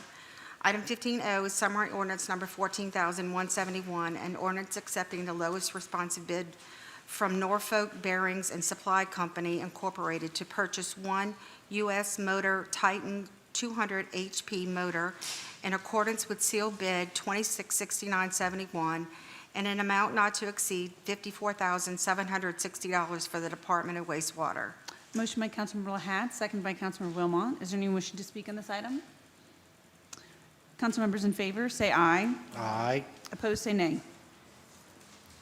Motion passes 7-0. Item 16P is summary ordinance number 14,172, an ordinance ratifying the emergency repair of the Yeoman's Pump Number 1 at 35th and Ole Miss Lift Station by Precision PSI LLC in the amount of $12,916.76 for the wastewater department. Motion by Councilman Brennan, seconded by Councilmember Wilmot. Is there anyone wishing to speak on this item? Council members in favor, say aye. Aye. Opposed, say nay. Motion passes 7-0. Item 15Q is summary ordinance number 14,173, an ordinance ratifying the emergency repair of the southeast overhead door at Fire Station 379, located at 3343 Williams Boulevard by Ace Garage Door Company in the amount of $2,714 for the Kenner Fire Department. Motion by Councilmember Sharworth, seconded by Councilmember Brannigan. Is there anyone wishing to speak on this item? Council members in favor, say aye. Aye. Opposed, say nay. Motion passes 7-0. Item 15R is summary ordinance number 14,174, an ordinance approving an agreement with Cannon Cochran Management Services Incorporated for insurance claim services in an amount not to exceed $119,025 annually for the legal department. Motion by Councilmember Lahat, seconded by Councilmember Brannigan. Is there anyone wishing to speak on this item? Council members in favor, say aye. Aye. Opposed, say nay. Motion passes 7-0. Item 15S is summary ordinance number 14,175, an ordinance approving amendment number 7 to the agreement with Linfield Hunter and Junius Incorporated for professional services at a time extension relating to the Rivertown South Kenner drainage improvements for the Department of Federal Program Compliance. Motion by Councilmember Sharwith, seconded by Councilmember Dunn. Is there anyone wishing to speak on this item? Council members in favor, say aye. Aye. Opposed, say nay. Motion passes 7-0. Item 15T is summary ordinance number 14,176, an ordinance approving amendment number 1 to the agreement with Parish Engineering LLC to extend the agreement for professional engineering services related to the food bank generator for the Department of Federal Program Compliance. Motion by Councilmember Sharwith, seconded by Councilmember Dunn. Is there anyone wishing to speak on this item? Council members in favor, say aye. Aye. Opposed, say nay. Motion passes 7-0. Item 15U is summary ordinance number 14,177, an ordinance accepting the lowest responsive bid received from Spartan Building Corporation related to the Arthur P. Clay Community Center Reconstruction Project in accordance with sealed bid 266965 in an amount not to exceed $3,875. I'm sorry. $3,875,000 for the Department of Federal Program Compliance. My apologies. It'd be a much better deal. Motion by Councilmember Brannigan, seconded by Councilmember Dunn. Is there anyone wishing to speak on this item? Councilmember Wilmot. Thank you. I just wanted an explanation on it. I don't know who that would be. That's me. Oh, Councilman. thank you. Yes, Ms. Shaw, thank you. No problem. Like I said, with the funding that we received from Jefferson Parish, from HUD, these are the funds to build the building. We've gone through a procurement. Like I said, we fast-tracked this project, and this is the bid that came. The lowest bid was the $3.875 million. We've already had a pre-construction meeting with the Spartan. Spartan has done a lot of federal jobs, so they're aware of the federal requirements that come in. So we're excited to partner with them and move forward this project for the building of the building. Is there a match involved in this? There's no match on this. So we're getting funding again from Jefferson Parish in $1 million. We're getting $2.08 million from HUD.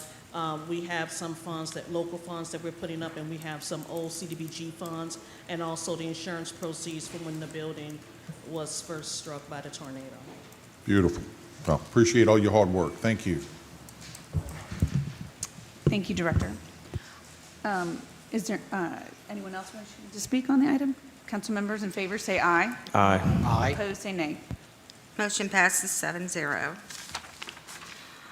Item 15U is summary ordinance number 14,178, an ordinance approving amendment number 1 to the amount of $11,000 to the agreement with Vergis Rome Architects APAC for professional services relating to the Arthur P. Clay Community Center reconstruction project, bringing the total amount not to exceed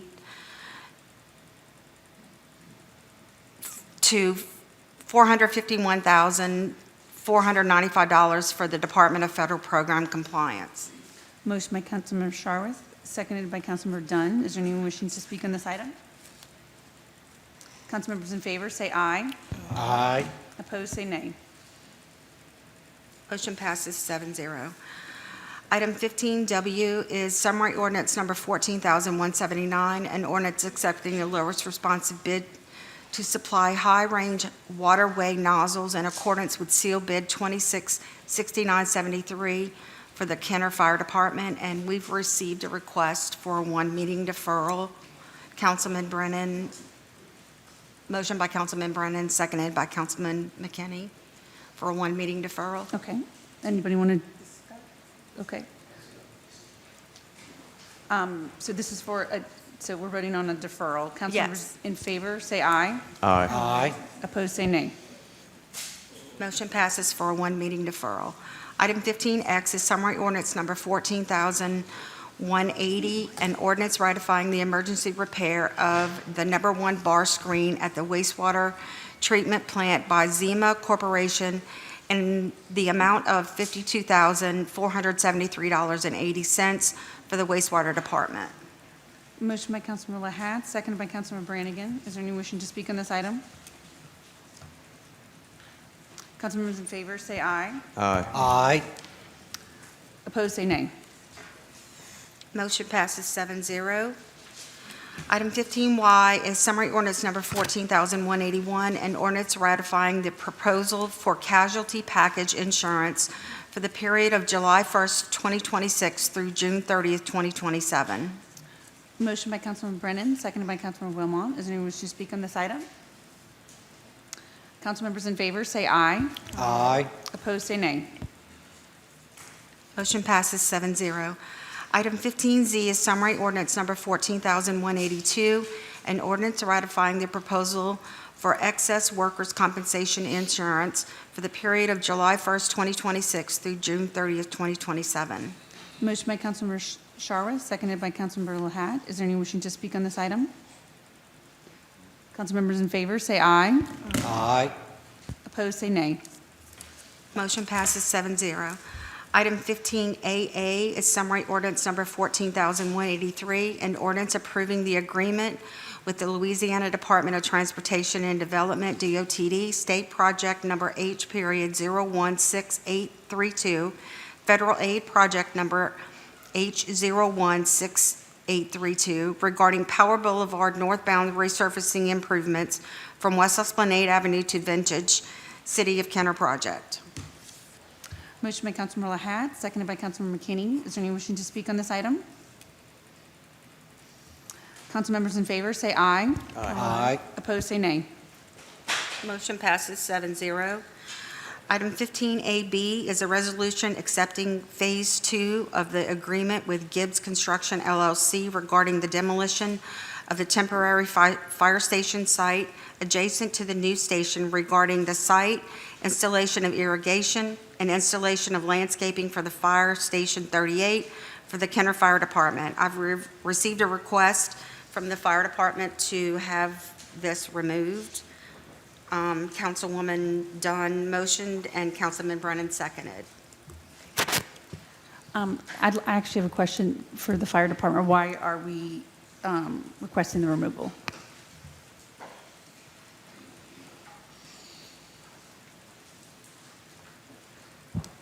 I'm sorry, ma'am, what's the question? I guess I just want to understand why are we requesting the removal? Because we don't want to put out the final acceptance of the project, because we still have a couple of issues and another change order that's coming through. So once they submit that and we get these few issues corrected, then we'll put in for the final phase completion. Okay, so we can expect to see this in the future when Yes. more work is completed. Okay, great, All right. thank you. Okay, so the deferral we're voting on the deferral. It's a removal, actually. Oh, the removal. We're Yes, voting on the ma'am. removal. Is there any Motion by Councilwoman Dunn, seconded by Councilman Councilman Brennan, yes. Is there any wishing to speak on the deferral? Okay. Councilmembers in favor, say aye. Aye. Or the removal, sorry. Opposed, say nay. Motion passes 7-0. Item 16 is ordinances and resolutions in summary for first reading. Item 16A is an ordinance ratifying the agreement with Willstand Incorporated pursuant to seal bid 266959 for lead hazard remediation services for the Department of Federal Program Compliance. Item 16B is an ordinance ratifying an agreement with Willstand Incorporated pursuant to seal bid 266961 for lead hazard remediation services for the Department of Federal Program Compliance. Item 16C is an ordinance authorizing the purchase of 2 new planetarium shows at a cost of $18,500 from Giant Screen Films LLC, a sole source provider for the Department of General Services. Item 16D is an ordinance authorizing the utilization of Jefferson Parish Sheriff's Office contract number -26-MAR-1101 with Vinson Uniforms Incorporated to purchase uniforms on an as-needed basis in an amount not to exceed $75,000 for the life of the agreement with the Kenner Police Department. Item 16E is an ordinance authorizing the utilization of Jefferson Parish Sheriff's Office bid 25-AUG-2 2001 with Mark Ford to purchase vehicles on an as-needed basis in an amount not to exceed $1 million for the life of the agreement. Item 15F is an ordinance authorizing the Kenner Police Department to hold a public auction on July 30th, 2026 to sell surplus movable property no longer needed for public purpose and setting the terms and dispositions of proceeds from the sale. Item 16G is an ordinance approving the use of state contract number 44000309998 with Stryker Sales LLC to purchase AED and related accessories in an amount not to exceed $100,000 annually for the Kenner Police Department. Item 16H is an ordinance approving the use of state contract number 44000341185 with TCO Safety Incorporated to purchase ballistic body armor and accessories in an amount not to exceed $100,000 annually for the Kenner Police Department. Item 16I is an ordinance accepting the lowest responsive bid received from Han Enterprises Incorporated to furnish and install outdoor wall pads at Musburtalino Stadium in accordance with electronic bid 26-2218 in an amount not to exceed $9,406.90 for the Parks and Recreation Department. Item 16J is an ordinance accepting the lowest responsive bid received from Havana Nights LLC to furnish and install solar lights and poles at various locations in accordance with sealed bid 26-6969 in an amount not to exceed $302,680 for the Parks and Recreation Department. Item 16K is an ordinance authorizing and accepting a grant award from the National Fitness Campaign for the installation of a fitness court along the Erlanger corridor for the City of Kenner. Item 16L is an ordinance accepting the construction of the 25th and Salem Sewer Lift Station project by BLD Services LLC as complete by the Wastewater Department. Item 16M is an ordinance ratifying an emergency repair of the Fairbanks Morse 20-inch VTSH pump at 4MGD Sewer Lift Station by Fluid Process and Pumps LLC in the amount of $39,845 for the Wastewater Department. Item 16M is an ordinance accepting the lowest responsive bid received from GSM Engineered Fabrics LLC to refurbish, furnish, and install one 2.0M clamp press belt filter press in accordance with sealed bid 26-6970 in an amount not to exceed $315,287.36 for the Wastewater Department. Item 16O is an ordinance amending Chapter 15, Traffic and Motor Vehicles, Article 2, Section 15-21 of the Kenner Code of Ordinances to add stop signs at the intersection of 32nd Street and Arkansas Avenue. Item 16P is an ordinance ratifying an emergency repair of a 2017 Schwartz street sweeper truck by Covington Sales and Service Incorporated in the amount of $13,449.04 for the Public Works Department. And let me say, I'm so sorry, I am no Natalie. Item 17 is reports from the council and our special committees. Anyone? I just want to thank, this is the last council meeting for Councilman Schwartz and Councilman Brennan. I want to thank both of them for their service throughout the years. I've worked obviously very closely with both of them. I've worked with Councilman Brennan for the past 8 years. Be greatly missed. Your humor in the council meetings will be greatly missed. And then Councilman Scharth, all of your passion for the fire department and for, against energy or any other item that Roosevelt Boulevard will greatly be missed. And of course, I hope that you will both remain passionate about the city of Kenner, and hopefully we'll see you in 1 or 2 meetings in the future. So thank you for your service, and thank you for being friends. Thank you. Councilman Dunn? Yeah, I want to personally thank Councilman Sherwood. Man, he's really been a joy working next to me, and he and I were both novice. I mean, you know, not novice, but we didn't know what we were doing, but but he has really shown himself to really be a very friendly person and very easy to work with. And of course, Councilman Brennan, I love his jokes, and I know I'm going to miss them. So I want to thank you all for what you have done. I know this year has been challenging, but we got through it. And thank you all for showing up and doing what you do. Thank you. Councilman Lahat, and then Chief Conley. Yeah, I want to say thank you to Brian and Ronnie. It's been a pleasure serving with both of y'all.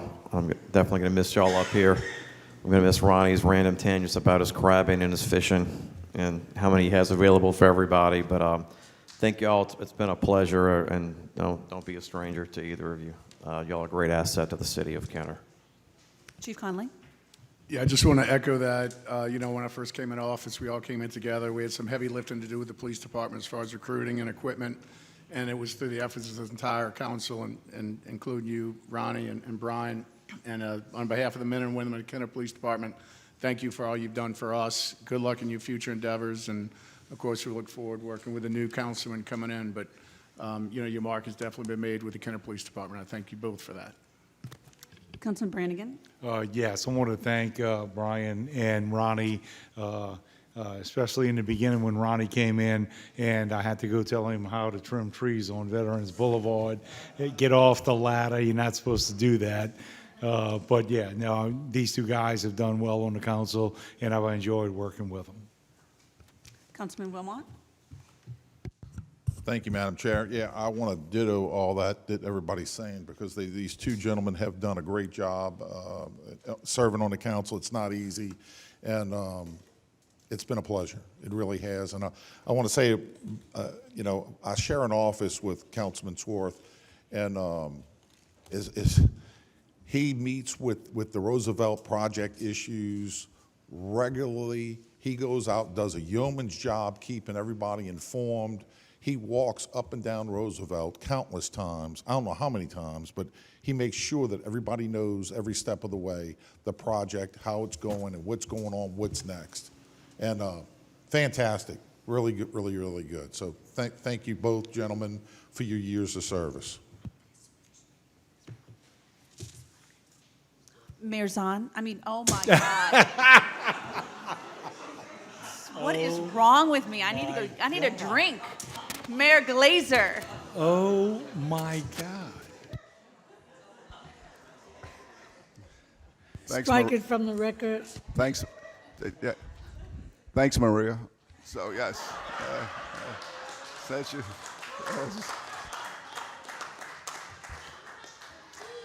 Touche. Yes. No, really, I said it in my opening remarks. It was wonderful. I think we got a lot done in 4 years. Unfortunately, you see how long it takes to get a simple road reconstruction done. The Power Boulevard thing is 2029 funds? So that's pretty much how it's You miserable. can retire then. It's miserable, yes. But no, good luck whatever you call me if y'all need something. Thank y'all. Councilman Brannigan. I'm just happy to see the Veterans Overlay started this week, heading westbound, and I think they're doing eastbound too. They had some curb repairs. I put a video out so everybody knows what's going on. Thank you, Councilman Brannigan. Councilman Sharwood. Thank you, ma'am. Again, it's been a pleasure working with my colleagues here. I came in knowing very little about government, and I'm leaving well-schooled. I thank everyone, Jose, Mayor, Michelle, Chief, and my teacher over here, where's she at? Miss Catherine. Thank you so much for teaching me so much about the code department. I appreciate that over the years. I can't say any more.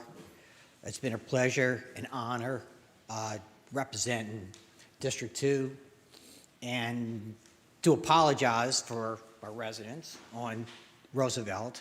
I sent out a letter on Thursday saying that they were going to strike, and they didn't. Seems like the company that was going to stripe is now behind on their schedule, and since they're the only company that does the striping, we're kind of working on their schedule. So I believe the next day to do the striping is tomorrow, maybe, never know. The sod went down yesterday and today, so the sodding should be finished. Then now we're starting the Veterans Project, where they're going to mill and overlay veterans from Roosevelt to Williams. So that project's in the works, and I'm glad that I've been able to represent the district well. And a lot of this didn't happen without this administration, the mayor, and Jose. Thank y'all so much for finding the money to get these projects done. Thank you.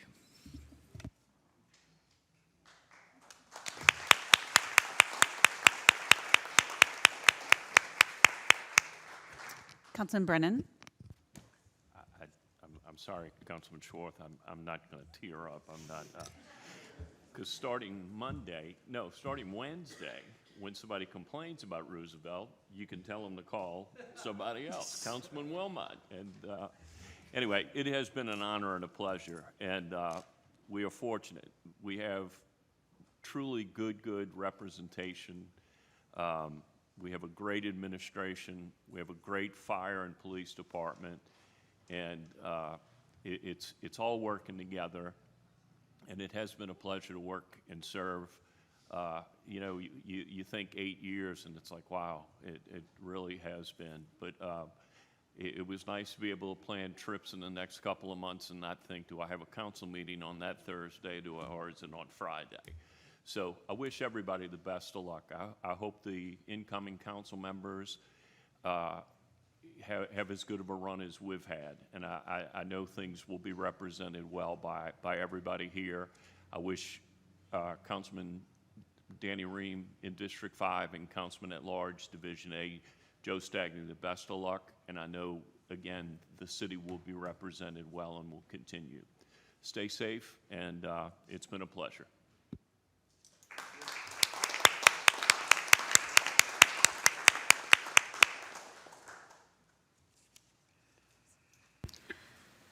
Item 18 is new business. We have none. Item 19 is unfinished business under motions to reconsider or remove from a table position. We have none. Item 20 is persons wishing to address the council on special subject matters. We have a long list. I think there are people who may have left, but there's a long list. So let's start with Mrs. Linda T. Roan. And you have 3 minutes, ma'am. Introduce yourself, and you can just say either your district or your address. Good afternoon. My name is Mrs. Linda T. Roan, and I reside at 308 Murray Street in South Kenner, and I've been there for 19 years.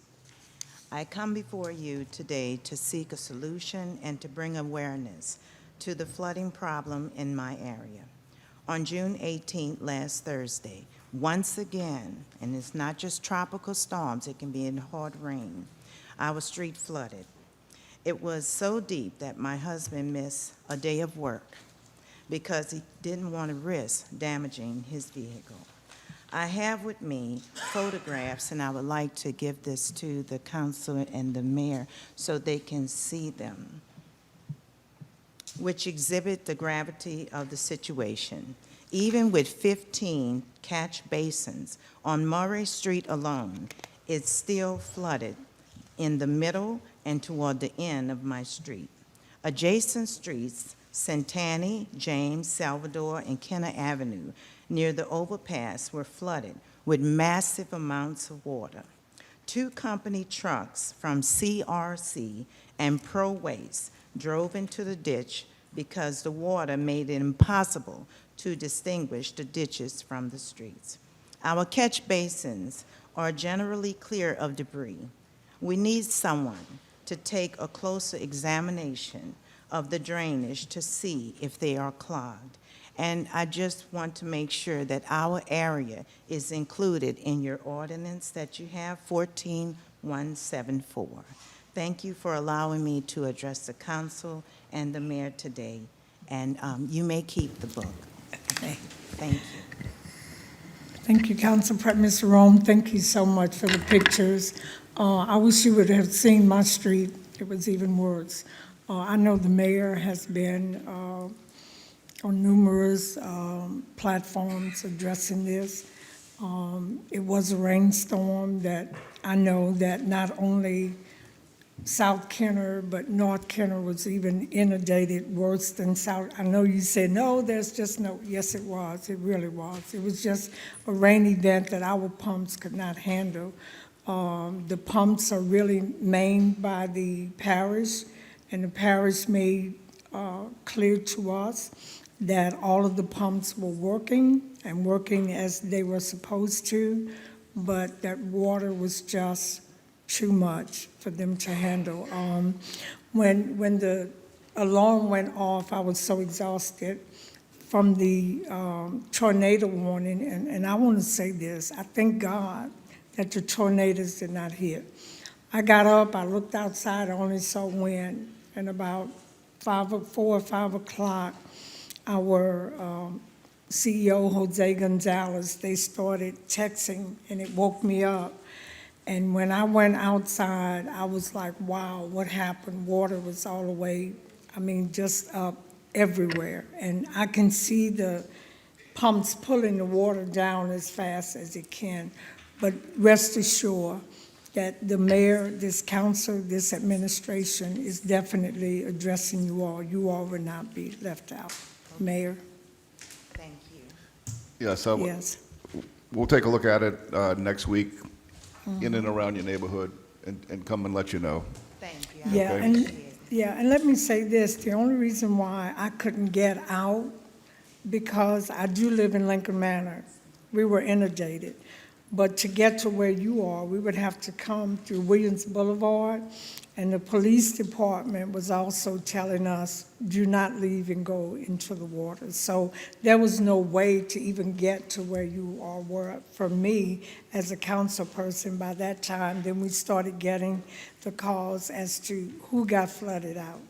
So I only received 2 in my district. I'm not saying it wasn't more, but I'm saying me personally, I only received 2.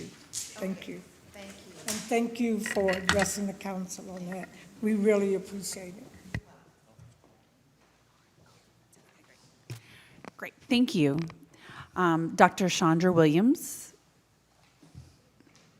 If you don't need to speak if you don't want to. Okay, you can pass.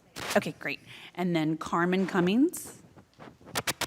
Or do you need to speak or do you pass? Okay. Mr. Taft, Greg Taft.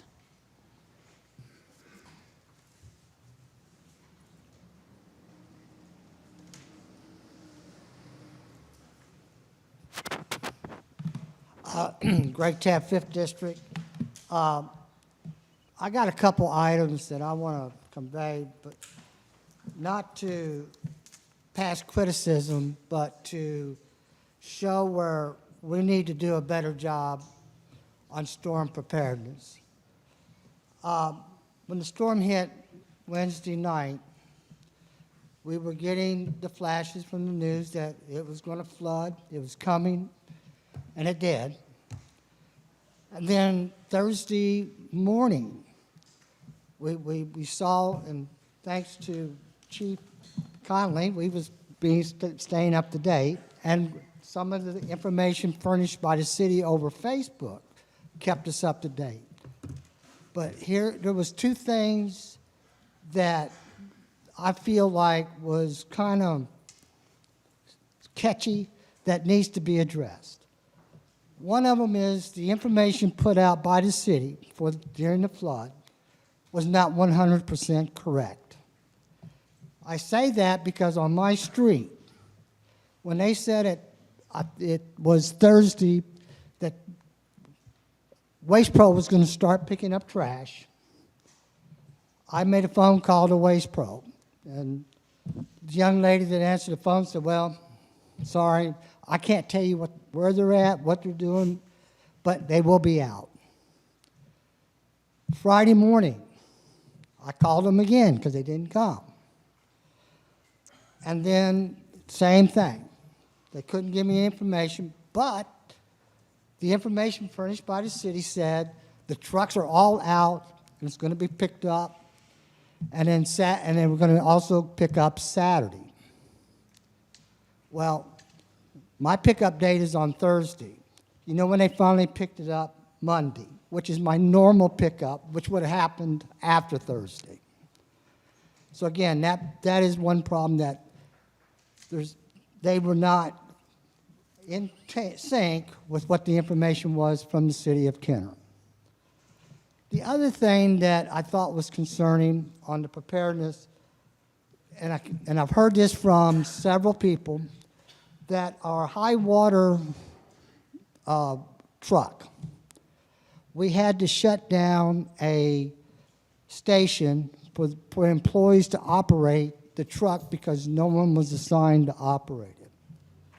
Now, I can't say if what the information given to me is 100% factual or not, because I don't know. But if that did indeed happen, which I hope the city will at least look into it to see if that did happen, if we have a major storm, that could be a problem, because the idea of being prepared, I thought, was that y'all had meetings and then you assign different things for different people to do different jobs. Now, I can't fault the city for the information they posted if the waste company said, yeah, we're going to have it all done. But as a citizen, I'm looking for it, and I'm making phone calls and really virtually getting very little information. Thank you, Mr. Taft. Thank you. Ms. Melanie Dupuy, you have 30 minutes. If you can introduce yourself and state where you live, either your district or your address. Melanie Dupuy, District 3. I've lived there for 30 years and worked at the Pontchartrain Center for 26. I'm here today to just express my disappointment in the administration with everything that's going on at the Pontchartrain Center.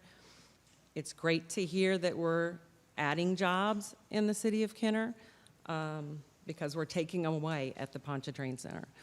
10 people were notified on Wednesday that they no longer have a job 1 week out.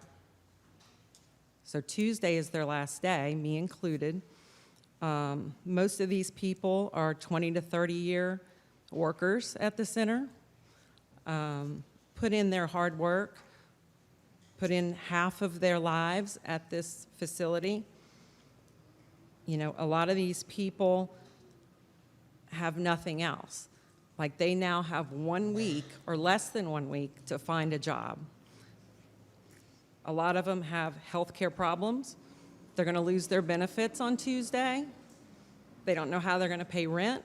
They don't know how to pay tuition. This is obviously upsetting to me because I do the HR there, and these people come to me upset. They're walking away on Tuesday with nothing to show for 20 to 30 years of service, no severance, nothing. And it's really disappointing. It's really disappointing, especially for some of these people that I voted for over the past 4 to 8 years. I would say what else is disappointing is, actually, it makes me kind of happy. Our employees that work at the facility now that are going to lose their jobs on Tuesday, they're coming in this weekend and they're setting for the inauguration. So the people that are firing them on Tuesday, they're coming to work and they are going to set the building to make sure that the mayor and this administration has their inauguration, because that's what kind of good people that they are. No one came in from the city and said, we appreciate the time that you've served here. No one has come in and said, we have several jobs available. Maybe you would be interested in a different job with the city. Nothing. They're they feel like villains. They feel like they were made out to be the enemy in all of this. And in reality, they work for the Pontchartrain Center. We may fall under Legends, we may fall under LMI, SMG, ASM, Legends, but if you ask any of them where they work, they'll tell you they work for the Pontchartrain Center and they work for the city of Kenner to bring economic impact, to make these people that attend these events, these clients that we have, they're trying to make them return so they can spend money in our city. And I just think it's really sad. That's all that I have. Thank you. Oh, Mayor Glazer. Yes, I guess I'll have to comment on this and clear up what really happened. Legends has been managing this facility with an agreement with the city of Kenner. Legends, a few months ago, sent a letter that they're terminating their operation of the Pontchartrain Center at the end of June, June 30th. These are Legends employees, not the city of Kenner employees. Legends canceled their contract. Had nothing to do with us. Legends canceled the contract. It's that simple. Every one of you know how this operates. You deal with the budget every year. Legends sent the letter. I didn't ask for a letter. Y'all didn't ask for a letter. They sent a letter. You know when the general manager of the Pontchartrain Center found out the letter was being sent? When him and I were on an email that it was being sent. So that's it. So they're out. We are doing a large construction project there, as you know.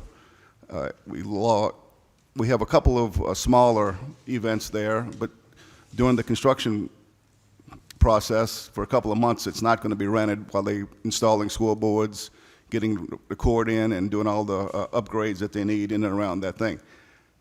But Legends sent the letter that they are canceling, they're terminating the contract. That's it. That's it. That's all we got out of the blue. Not a phone call, not anything. An email with a letter.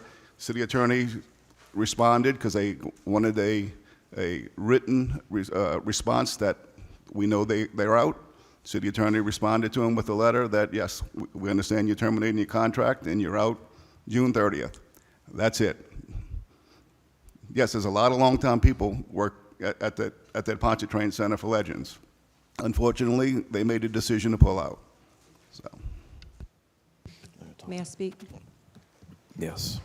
Yes. And those people are human beings that have families.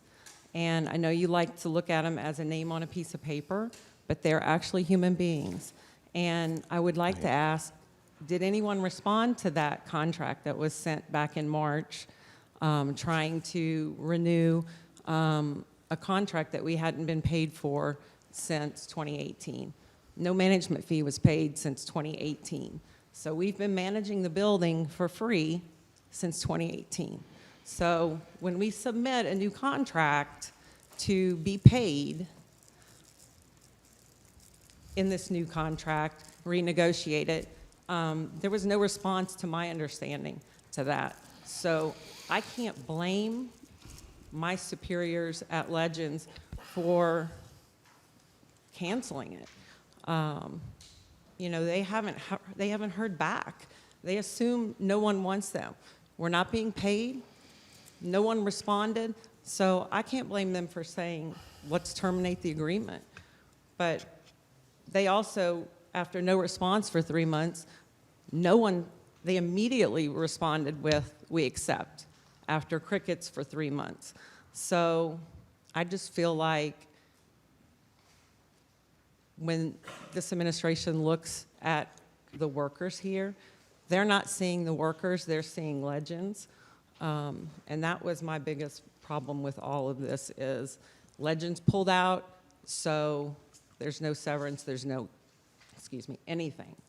And I think that it's a two-way street and both parties may be a little bit at fault. Thank you. Councilman Lahat. Thank Yeah, you, Ms. Ms. Dupuy. Ms. Duper, thank you for calling me that night. And I didn't have any information for you because they didn't invite me to that meeting with tons of people this week.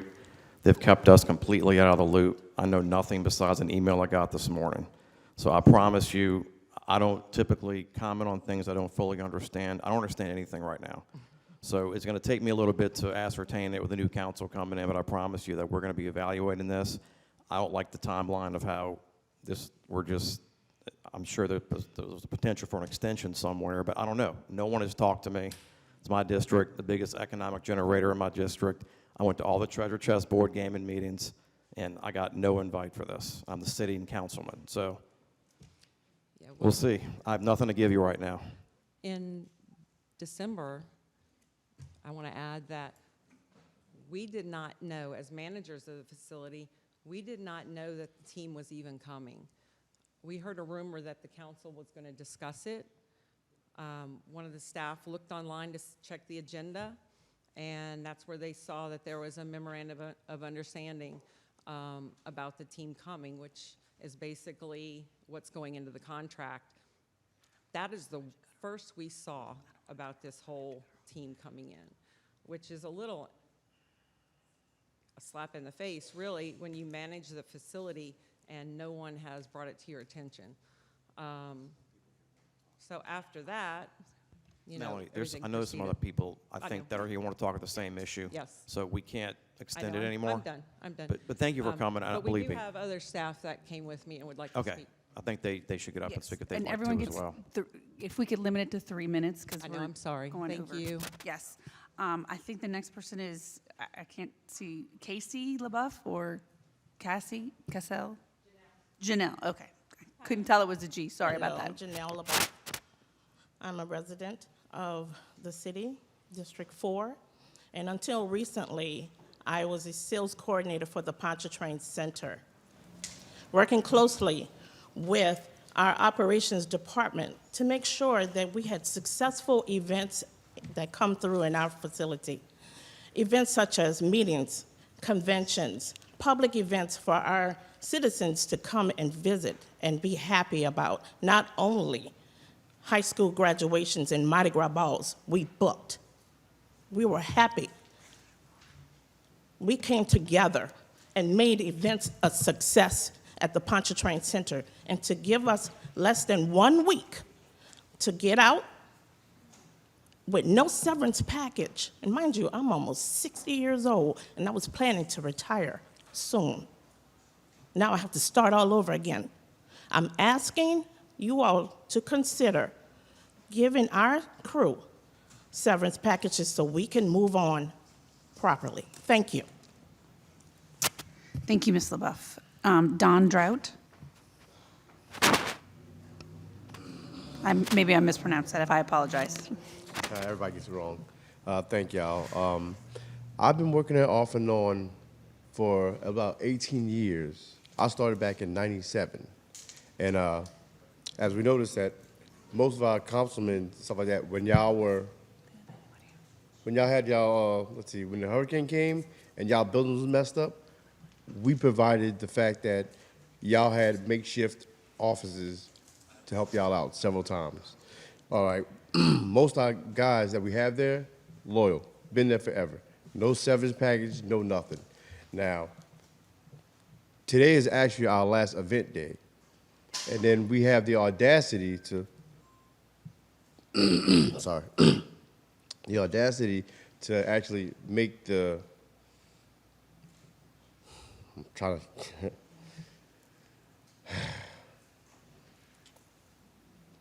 what it is that we have so many old people and people have health care, and like I said, they're in bad shape. And the audacity of just not letting nobody know anything is bad. I'm diagnosed with kidney failure and stuff like that, to where they gave me 3 to 5 years to be on dialysis. But now, my insurance is going to be cut off on the 30th. Now, you have your inauguration on Wednesday, but yet they made sure that everybody was fired by Tuesday. Now, the same people you need to set that up, which is me and my crew, we're not even obligated to set it up now, because we're technically fired, we're technically already paid. So what makes you think that Tuesday morning when y'all go to do that, we have an obligation to have anything set up for y'all? Because the way y'all done us so dirty, it's just bad. And we have a lot of people that's over 60, been there for 10, 20, 30 years. Our GM is begging me to make sure y'all inauguration goes according to plan, because I already said I'm done. I'm not gonna help nobody who screwed us over. That is bad. I know how it is in public, politics. Y'all go where the money's at, and that's not right. That's all I have to say. Thank you. Thank you, Mr. Drought. Lisa Edrington.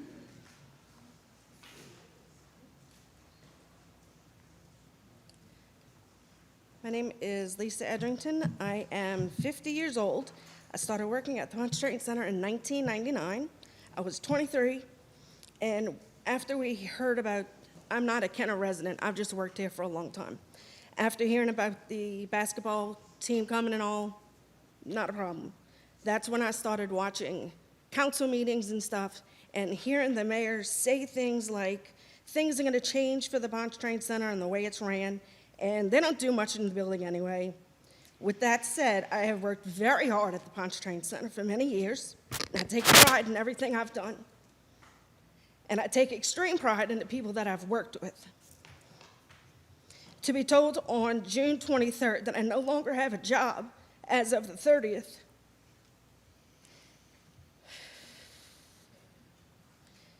I personally feel, after the comments that were made, that it was planned and completely unacceptable, and we have not heard anything. I'm not even looking for a severance. I'm looking for someone that is a human being to look at us and come talk to us. If you got emails a long time ago that Legends was pulling out, why do we get told in 1 week you have no job?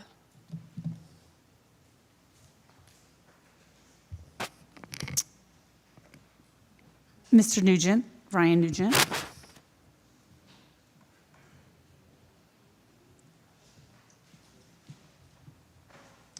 Ryan Nugent, District 3. Before I get on to anything else, I would just like to extend another thank you to Councilman Shorewood and Brennan for their service to the city. Regardless of whether or not I've agreed with you on every vote, I have the utmost respect and admiration for your dedication and service to the citizens of Kenner. So thank you again. This is disturbing. I wasn't even planning to talk about this. I didn't know anything about this, but disturbing is an understatement. What I'm hearing is a lot of collateral damage. And beyond just this situation, I've heard way too much of that when it comes to Louisiana politics lately. You heard me say something earlier that was probably indicated that I wasn't the biggest fan of Jeff Landry. It's because I'm seeing way too much collateral damage, people taken out of the equation. And that's never acceptable. So Joey, absolutely, I encourage you 100% to look into this with every resource you have to get to the bottom of what actually transpired here. Moving on, I did want to say that I knew that my position on the brake tag issue might not be very popular, but I stand by my stance as a matter of concern for public safety. One thing that was made very clear from the comments that followed my own, including those from Chief Connolly, is that the result of the repeal will in fact be an additional burden of time and resources imposed on KPD. I share the confidence that others have expressed in the chief and in our KPD officers, but the unnecessary diversion of resources is a pretty undeniable consequence. Finally, I had a comment and question related to the I-10 and Williams Boulevard Improvement Project. I assume this project has officially been closed out, but Jose, please correct me if I'm wrong about that. As I drove in today, I noticed that the new gardens in the Williams Boulevard median were getting some much-needed attention. I know the state didn't do a great job of considering the city's ability to maintain those gardens when they planned them, but I am very grateful that the city has been able to find those resources. The question that I wanted to ask is concerns the same project, and specifically the section between Veterans and I-10. New light poles were installed alongside the existing mastheads. One would assume that when the state was planning this project, it would have planned for the removal of the existing poles and mastheads if new poles and lights were to be installed. However, this does not appear to have been the case. The old poles and mastheads are still sitting there right next to the new ones. It looks pretty absurd. So my question is there any plan for removing the old poles? Brian, I will check into it. That's a state project. It's been managed by the state. It's been funded by the state. I don't think the project has been formally accepted. You are correct. All the landscape work that has been put on that medium is going to have to be maintained by the city as part of a city-state agreement. But with regards to poles that don't serve any purpose whatsoever, they will have to be removed, and I'll make sure that I'll relate that to the DOTD personnel. Okay, thank you. Thank you, Mr. Nugent. Representative Stagney?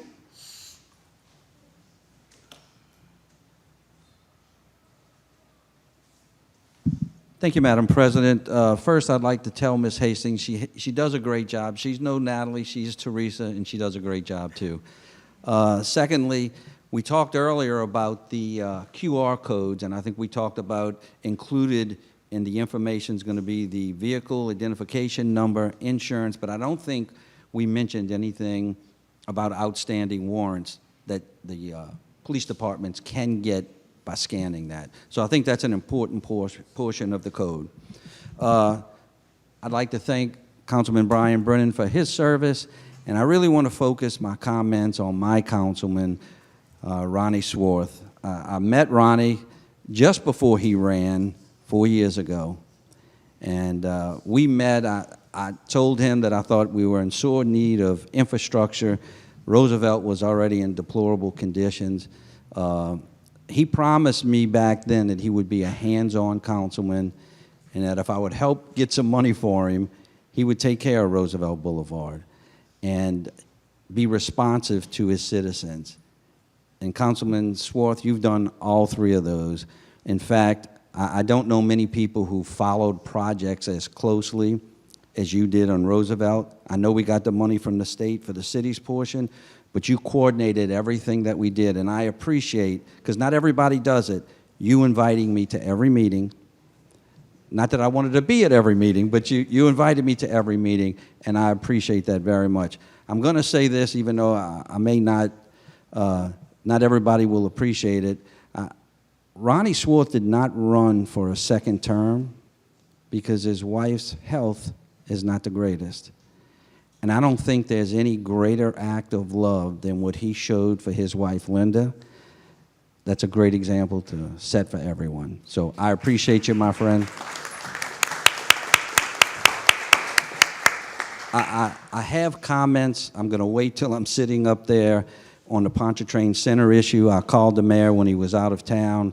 I am sorry you're going through this. It's hard to negotiate when it's only one way. I believe the city has the opportunity for an orderly transfer if that's what they want to do. If the mayor's staff would contact Brian Crow with Legends Global, I think you could get a 30-day extension or a 60-day extension. But it's been silent, Councilman Lahat, and so hopefully you'll be able to get to the bottom of it. I certainly will ask questions and try to do what's best for everybody involved once I'm sitting there. I look forward to working with all of you, especially you, the mayor. Thank you.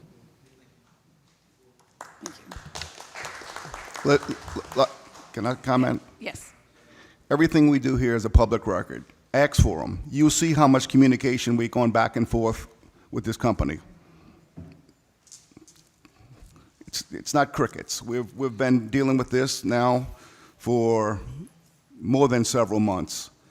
They sent a letter May 27th, my birthday, stating that they were out at the end of June. If their employees just learned it last week, that's a horrible way to run a company.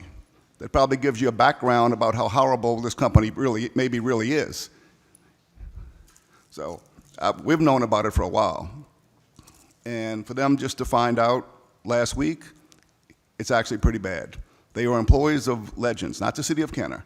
We can't give severance package to non-employees. We don't give severance packages to employees. You can't give government money away. That's pretty much the truth of this whole thing. They quit. If they never did send it, we would never be sitting here discussing this. We'd keep paying their monthly bills. That's how it would be. But they terminated the contract, and here we sit today. Thank you. Richard Brown?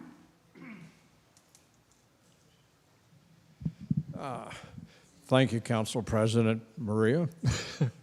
And I don't think there's much chance of me calling Chief Mayor Zahn.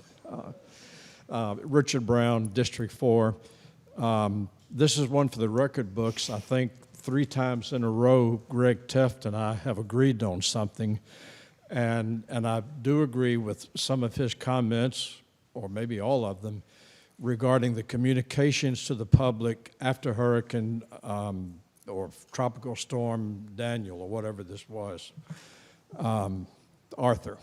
From what I saw, I think the information being provided to the residents from the administration was a bit lacking. You know, I saw a Facebook post saying City Hall was going to be closed Thursday morning, wouldn't open until 10 a.m. or noon. I was looking for information on garbage pickup and recycling. Thursday was my recycle day. My neighbors had garbage cans out, another neighbor had garbage out in bags. We all wanted to know, is the garbage going to be picked up? There was nothing. And I realized if Waste Pro and Remelli don't notify the city can't notify us. But I think what the residents wanted to know was probably 3 things. Number one, everybody, at least everybody on the Thursday route, is our garbage going to be picked up today? I wish there had been something from the city on that, from somebody. Second thing they were wondering about is what streets are flooded. And I think Keith Conley was trying to do a pretty good job of keeping people advised on that. I think there maybe could have been even slightly better information.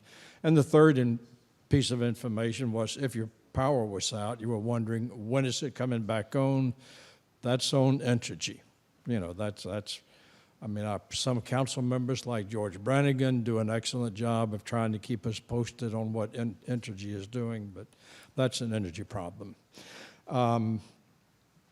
Second thing, I wanted to thank Keith Conley for saying what he did about the QR codes.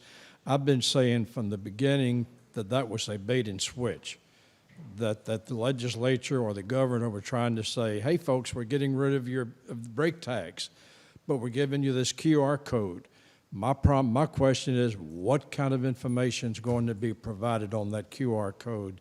Because as the chief said, they get the insurance information when they run our tags. They don't need the QR code to find out if the registration's current and who owns the car and whether you have insurance. The last thing I want to say is I've enjoyed working. I've been appearing before the council for about 25 years now, over 20 years. I've enjoyed working with all of you. I want to wish the best to Brian Brennan and to Ronnie Schwartz. And I realize I'm going just a little bit over, but Brian, I wish you the very best in your future endeavors. I've worked with you these 8 years, plus previous time you were an appointed councilman.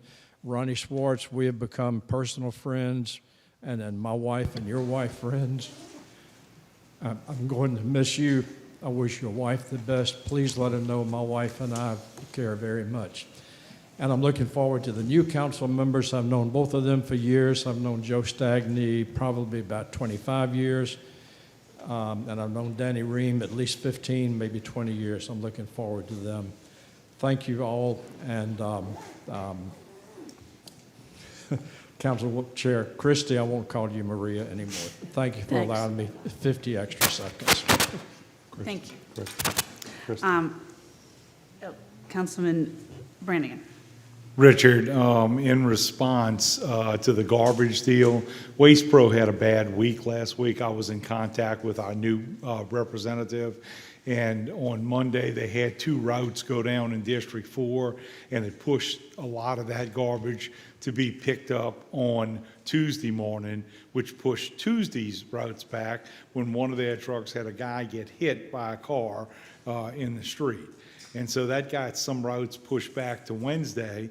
So everything's a go for Thursday morning, including Waste Pro on the garbage and Remelli on the recycling. Then the monsoon hits, and that messes up Thursday. We had garbage cans floating down the street. So they got that stuff worked out. Romelli contacted me, and I contacted them to find out what the deal was. They ended up picking up everything for Thursday and Friday's route on Friday morning, okay? And basically, I put this stuff out on social media and also my email list. I put information out too on those situations. So Waste Pro had a tough week last week. Actually, there's one more. Wendy Whitsett.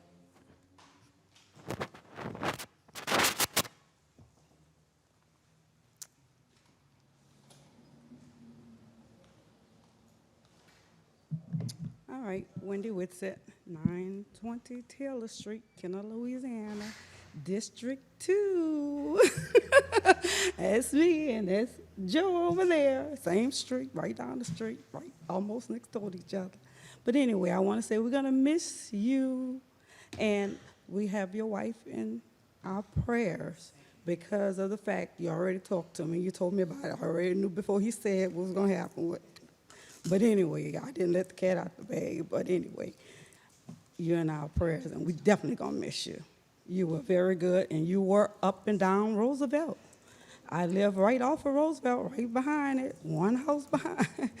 And we're going to miss you, and I want to congratulate all of the new people on board and the older people that's already on board. Congratulations also. Looking forward to on the 1st of July. You know what that is.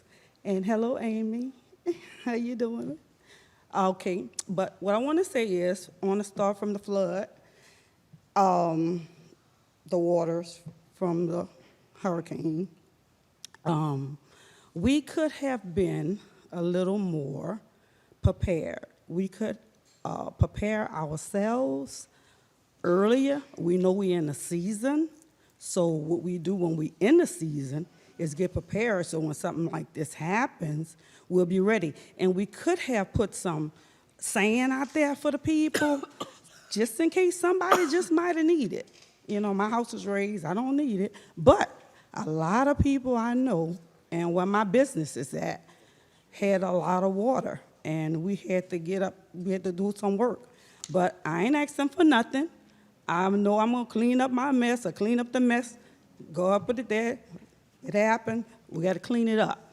So what I wanna say is we could have some locations where this time of the year, so the people can go get their own sandbags if they have to, and if they're older people, senior citizens, you can have somebody to deliver them to the people that needs it, because some of that might just help, you know, somebody. You know, somebody might just need that little extra help, and it could have stopped a lot of damage from getting in the front doors and the back doors and different things like that. And another thing, the ladies over here, I want to say welcome to the community, because I feel to believe that's going to be a fantastic thing. That's a fantastic thing. So I want to say thank you, thank you, thank you, and thank you again. If I could do anything to help, I'm there. And I want to also say that Chief just left, but I want to tell him a happy birthday. He had a birthday a couple days ago, and I wanted to say happy birthday. And the next thing I wanted to say was congratulations, Joe, for your next venture. Keep up the good work. And I want to say we have an awesome mayor. Our mayor is good. He go through good days, he go through bad days like everybody else. He's not perfect, but he's trying. So y'all work with him. Thank you, Ms. Fire Chief. Yes, I wanted to respond to Mr. Test's statement that he made about us not having people to drive the high water vehicle or putting companies out of service. I was in the office prior to 7 o'clock on Thursday morning with the bad weather, and I was sitting in the office with the Assistant Chief, Yoakum, talking about it, and 7 o'clock is our shift change time, and we were having issues with guys getting in because of the high water, guys are able to leave. I received a phone call from EMS, East Jefferson EMS, saying one of their ambulances flooded out with a critical patient on it that was going to Kenner Regional at Veterans in Loyola. Now, I don't know who in this community would not want me to put a fire truck out of service and put that high water vehicle in service to transport a critical patient from Loyola and Veterans to Kenner Regional, and that's what happened. But in part of that text group, the entire day, every unit we had in service had 4 members on it with that high water vehicle in service, because there was no telling when we would need that vehicle in order to transport patients that may have been stuck in the flood waters and stuff like that. So yeah, the truck may have went out of service for a few minutes, but it was going to go out of service anyway. But we put it out of service to put the high water vehicle in to transport a critical medical emergency to the hospital. So. Thank you, Fire Chief. Anyone else? Meeting adjourned.